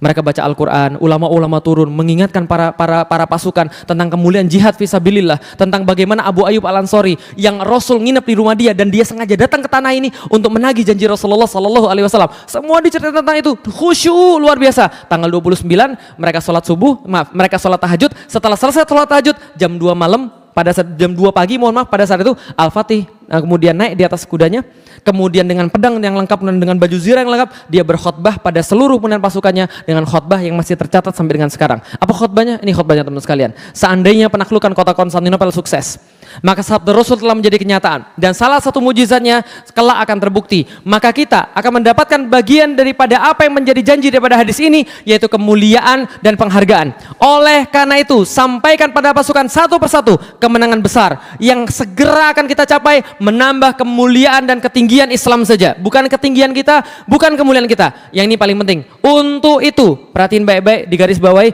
untuk itu wajib bagi setiap pasukan menjadikan syariat selalu di depan mata dia dan jangan sampai ada yang bermaksiat, karena Allah tidak akan memberikan kemenangan pada orang yang bermaksiat. Jangan maksiat. Kalau Anda maksiat, Allah tahan kemudian pertolongan Allah. Jangan maksiat. Jangan maksiat. Lah kenapa? Jangan mengusik tempat-tempat peribadatan orang. Jangan membunuh para wanita. Disampaikan nasihat-nasihat semuanya. Kemudian disiapkan pasukannya. Jam 2 berperang. Al-Fatih membagi 3 pasukannya untuk menyerang Konstantinopel. Yang pertama buat capek, yang kedua buat capek, yang ketiga sudah disiapkan beneran. Siapa yang gelombang pertama? Namanya pasukan Azab. Pasukan Azab dalam bahasa Indonesia pasukan jomblo. Paham teman sekalian? Nah, jadi kalau jomblo di zaman dulu itu pengen cepat mati. Lah kenapa? Hidup terlalu menderita. Pengen cepat mati aja. Teman sekalian. Jadi kalau zaman sekarang nggak mau nikah, nanti kalau seandainya khilafah sudah tegak, anu jadi pasukan paling depan, paham sekalian? Jomblo cepat mati kan itu. Kenapa? Supaya berakhir penderitaan saya, paham sekalian itu dia. Pasukan Azab yang pertama jam 2 sampai jam 4 dibatasi. Jam 4 kemudian setelah pasukan Azab, pasukan yang kedua pasukan Sipahi, bersenjata lengkap, berzirah lengkap, maju ke depan. Mereka buat pasukan capek, tapi tetap nggak menang juga. Jam 6 dikeluarkan pasukan yang terakhir. Apa namanya? Inkisaria, Yeniseri, 7.000 pasukan tadi yang sudah disiapkan. Pergi kemudian, bismillah pergi. Yang terjadi adalah sebelum matahari bersinar dari sebelah timur, Al-Fatih memenangkan kemudian pertarungan, masuk ke dalam kota, ini tempat masuknya, lalu mengucapkan, Alhamdulillah, semoga Allah merahmati para syuhada, memberikan kemuliaan pada mujahidin, serta kebanggaan dan syukur buat rakyatku. Lalu kemudian dia masuk ke dalam kota, dia diinginkan kemudian gurunya, ini Aksyamsuddin digambarkan seperti ini, dengan kuda putihnya, dengan baju zirah lengkapnya, dengan bendera tauhid, la ilaha illallah Muhammad Rasulullah. Mungkin di sini ada tambahan inna fatahna laka fatham mubina. Ini kemudian bendera Utsmani, warnanya merah, dihiasi kemudian dengan kalimat tauhid. Jadi kalau kemudian ada yang teman-teman lihat kemarin aksi ada bendera merah itu, mereka sudah bilang pada saya, kami pengen bawa bendera Utsmani yang warna merah. Monggo silakan saja. Agar jangan bawa bendera LGBT aja, wah sekalian. Oke. Nah, kemudian ketika kemudian masuk bendera yang kemudian di dalam kota, Al-Fatih dengan kudanya masuk ke dalam kota, langsung menuju ke Hagia Sophia.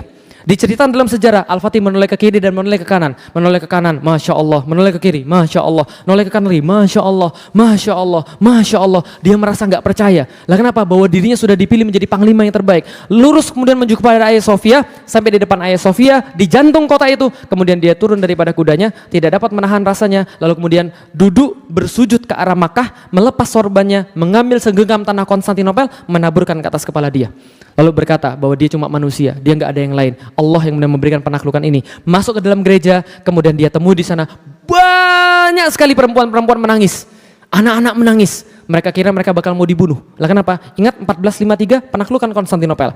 Di saat yang sama Spanyol direkonquista. Spanyol ditaklukkan kembali oleh orang-orang Spanyol. Maka kemudian orang-orang banyak dibunuh di sana. Orang di sini merasa mereka akan dibalas dendam lalu dibunuh juga. Al-Fatih katakan, tenang, keluar kalian semua daripada gereja. Yang pengen tetap tinggal di kota ini, properti mereka tidak akan diganggu. Yang pengen keluar daripada kota ini, kami jamin nyawa mereka sampai di depan pintu gerbang kota, kami akan jaga nyawa mereka, silakan keluar daripada kota ini. Tapi kami minta tempat ini dijadikan sebagai masjid. Coba lihat baik-baik, tempat terbaik dijadikan sebagai masjid. Tempat terindah, termegah dijadikan sebagai masjid. Mental orang-orang Indonesia, sekarang masjid ditaruh di tempat yang paling sisa. Paham? Mall-mall gitu kan ya, dekat pipa-pipa gitu kan ya, dekat paling atas tempat-tempat yang nggak tahu tempat itu tempat apa. Nah ini tempat yang paling bagus jadi masjid, Masya Allah. Ingat baik-baik, kalau masjid sudah lebih jelek daripada rumah Anda, wajar Anda nggak betah ke masjid. Masjid itu harus lebih bagus daripada rumah Anda supaya Anda betah ke masjid. Bisa dipahami teman sekalian. Maka kemudian dilantiklah jadi masjid, tempat paling indah teman sekalian. Dibersihin di hari yang sama. Pagi-pagi dibersihin, dicuci, dibersihin semua. Lalu kemudian diturunin, kemudian berhala-berhala, patung-patung diturunin. Kemudian gambar-gambar yang nggak benar ditutupin dengan lumpur semuanya. Dibuatin satu tempat mihrab, digeser 9 derajat arah dari Masjidil Aqsa menuju pada Masjidil Haram. Karena orang-orang zaman dulu mereka buat gereja arahnya ke Masjidil Aqsa. Digeser pada Masjidil Haram, setelah 9 derajat digeser Masjidil Haram, semua sudah selesai pas asar di hari yang sama. Selasa 29 Mei 1453 berkumandang azan pertama kali di Konstantinopel. Allahu Akbar, Allahu Akbar. Dan sampai sekarang nggak selesai. Tapi sayangnya tempat ini sekarang dijadikan sebagai museum. Paham teman sekalian? Nunggu pemberani-pemberani yang datang daripada kaum muslimin membalikkan lagi menjadi sebagai sebuah masjid. Bisa dipahami teman sekalian? Oke, pertanyaan saya sederhana. Antum kayak dengar sebuah kisah dongeng gitu ya? Dari tadi gitu. Ini kayak dongeng Ustaz, kayaknya nggak mungkin. Ini kejadian nyata. Saya tulis dalam buku saya Muhammad Al-Fatih 1453 yang nanti kalau mau ada di luar iklan. Enggak, itu promosi. Paham ya? Oke. Lihat baik-baik. Ini Hagia Sophia. Ini Hagia Sophia sekarang. Ini dulu bagi Muhammad Al-Fatih namanya Kizil Elma. Kizil Elma artinya apel merah. Puncak pencapaian tertinggi seorang Muhammad Al-Fatih dalam menaklukkan Konstantinopel lalu kemudian mengambil Hagia Sophia. Bisa dipahami teman sekalian? Coba lihat. Ini dulu nggak ada yang pensil-pensil ini nggak ada. Ini struktur-struktur ini nggak ada. Karena ini struktur tambahan semua nih. Struktur tambahan semua. Yang asli cuma ini doang nih. Ini struktur aslinya nih. Ini Hagia Sophia. Coba lihat baik-baik. Materi semua yang saya ceritakan pada Anda tadi pengantar materi utama. Pengantar doang, iya. Apa materi utamanya? Nih materi utamanya. 54 hari perang, 825 tahun penantian. Lihat baik-baik. 54 hari mereka perang, 825 tahun penantian. Maksudnya seperti apa? 54 hari mereka perang, kukuh di sana dengan berbagai macam cobaan yang lebih luar biasa lagi 825 tahun penantian. Maksudnya semenjak keluar dari lisan Rasulullah Sallallahu Alaihi Wasallam, la tuftahanal Konstantiniyah, akan ditaklukkan Konstantinopel bagi kalian, wahai umatku, akan ditaklukkan Konstantinopel. Saat itu orang Yahudi tertawa terbahak-bahak, bilang Muhammad gila, stres, ngayal, gak mungkin. Paham antum? Cuma segelintir orang yang percaya pada beliau, para sahabat, mereka percaya pada beliau, mewariskan dari generasi demi generasi, tanpa bosan. Nak, Rasul bilang begini, nak, Rasul bilang begini, nak, Rasul bilang begini, terus menerus, sampai 825 tahun. Ada orang yang memegang janji itu, kemudian 825 tahun kemudian seorang anak berusia 21 tahun masuk ke dalam kota lalu berbicara, Rasul kami tidak pernah bohong. Paham teman-teman sekalian? Cuma untuk bukti ini, lihat 825 tahun.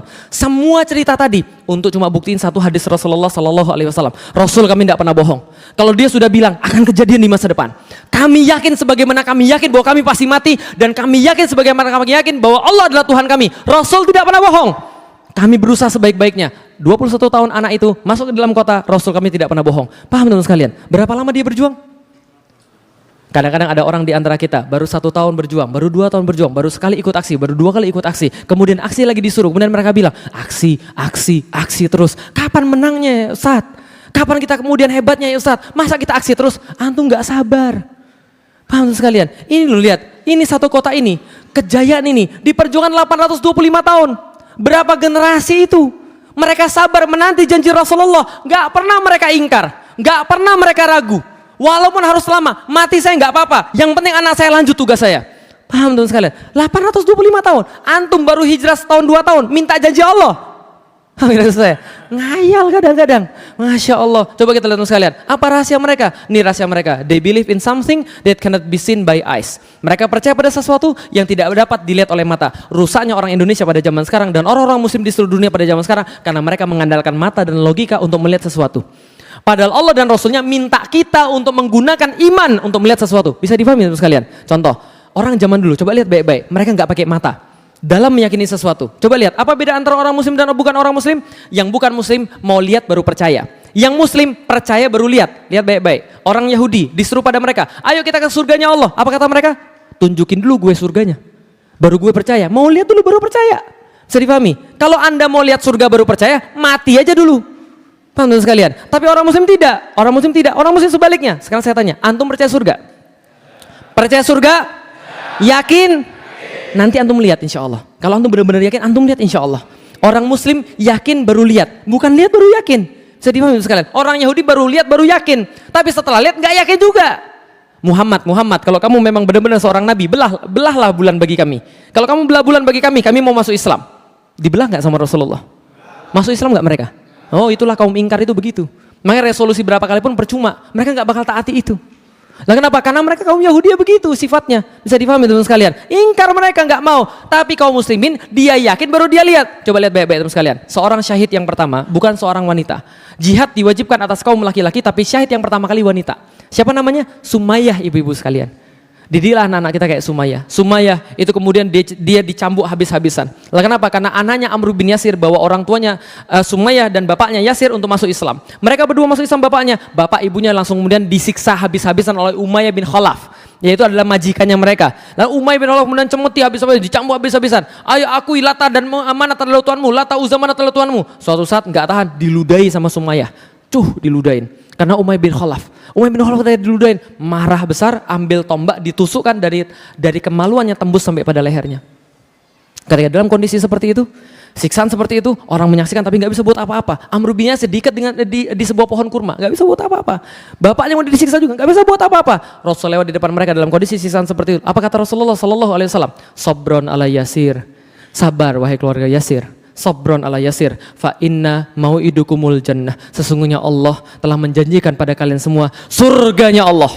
Apa kata Sumayyah ketika mendengarkan kata surga itu? Ya Rasulullah, surganya seakan-akan sudah di depan mata saya ini ya Rasulullah.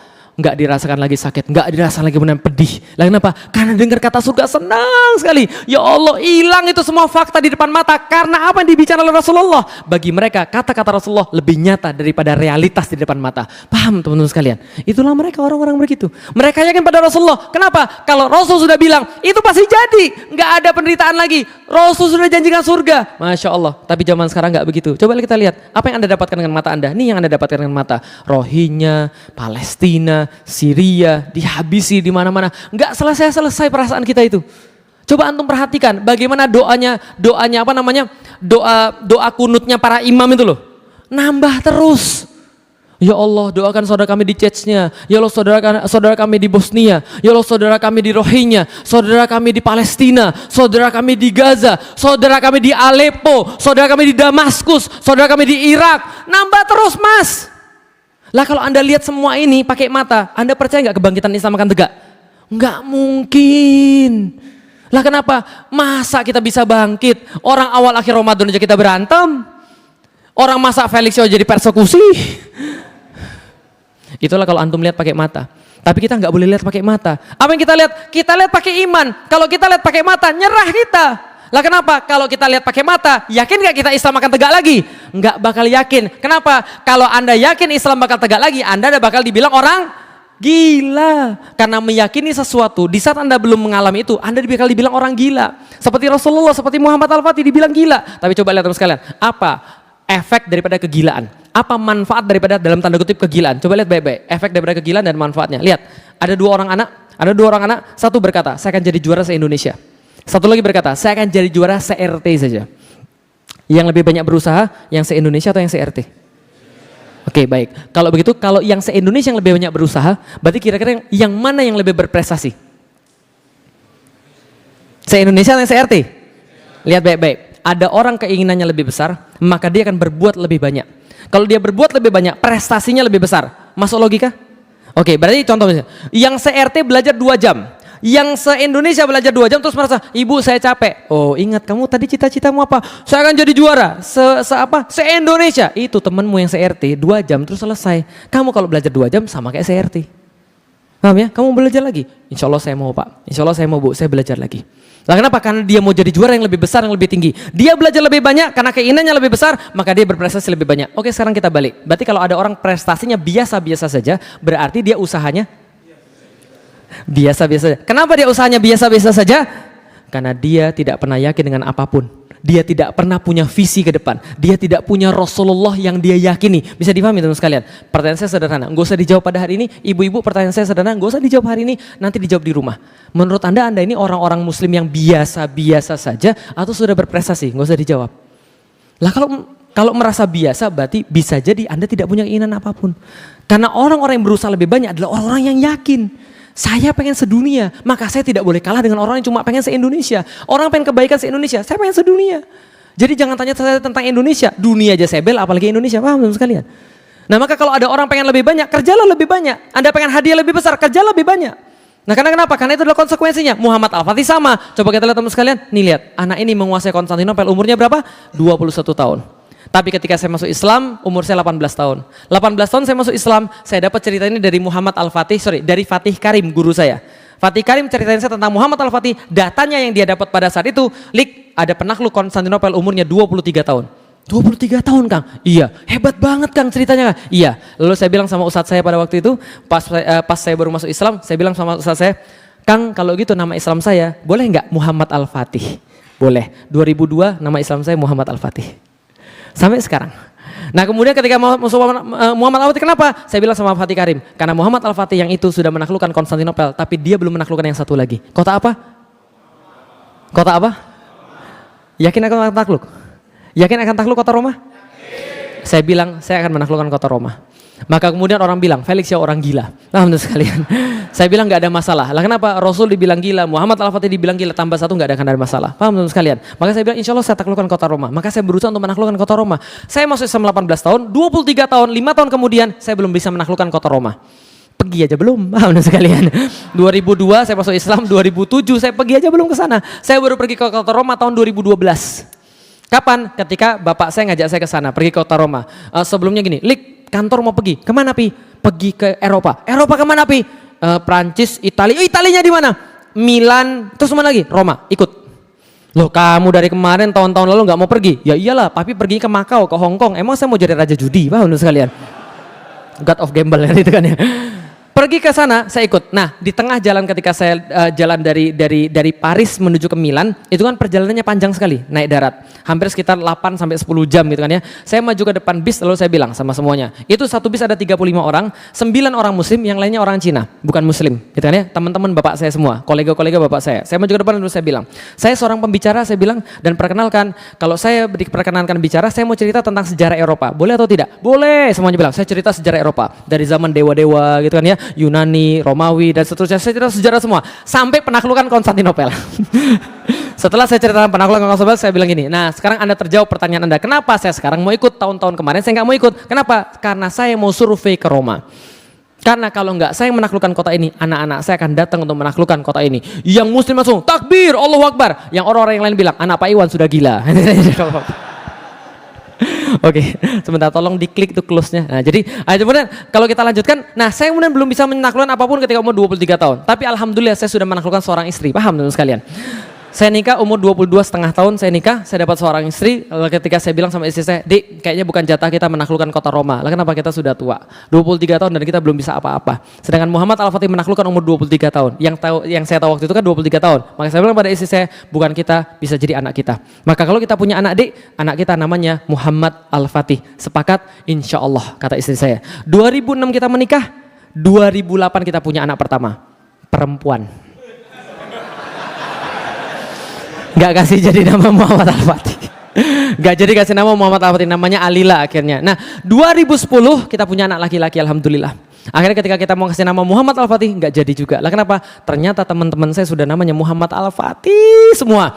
Karena saya sudah cerita ini dari tahun 2008. Teman-teman saya anaknya namanya Muhammad Al-Fatih semua. Fatih Karim itu punya anak namanya Muhammad Fatih Alif. Alasannya apa? Alif adalah huruf pertama, berarti dia pertama kali sampai ke kota Roma. Yang lain belakangan, mohon maaf. Teman saya yang lain bikin nama Muhammad Fatih Al-Awal. Lah kenapa? Dia awal, yang lain akhir. Teman saya Cahyo itu kan ya, Mas Cahyo itu yang sering di ngaji, dia kasih nama anaknya siapa? Muhammad Fatih Ridho. Yang lain tidak diridhoi, cuma anak saya diridhoi. Akhirnya nama anak saya sudah sepakati sama saya, namanya Sifar Muhammad Al-Fatih 1453. Itu nama anak saya, Sifar Muhammad Al-Fatih 1453. Ada angkanya, ada angkanya. Lah saya sendiri yang ngurus. Saya ngurus ke dinas kependudukan yang ada di Esparman sana. Saya ingin kasih sana, ini nama anak saya. Dia lihat, apa ini Pak? 1453. Maksud Anda 1453 tulisan panjang sekali? Enggak, 1453. Susah Pak, ini enggak mungkin Pak, ini enggak boleh Pak. Saya 15 tahun sudah kerja di sini Pak, baru sekali ada orang kayak Bapak ini. Makanya 15 tahun sudah kerja, kasih saya satu. Masa Wiro Sableng aja boleh, 212 anak saya enggak boleh?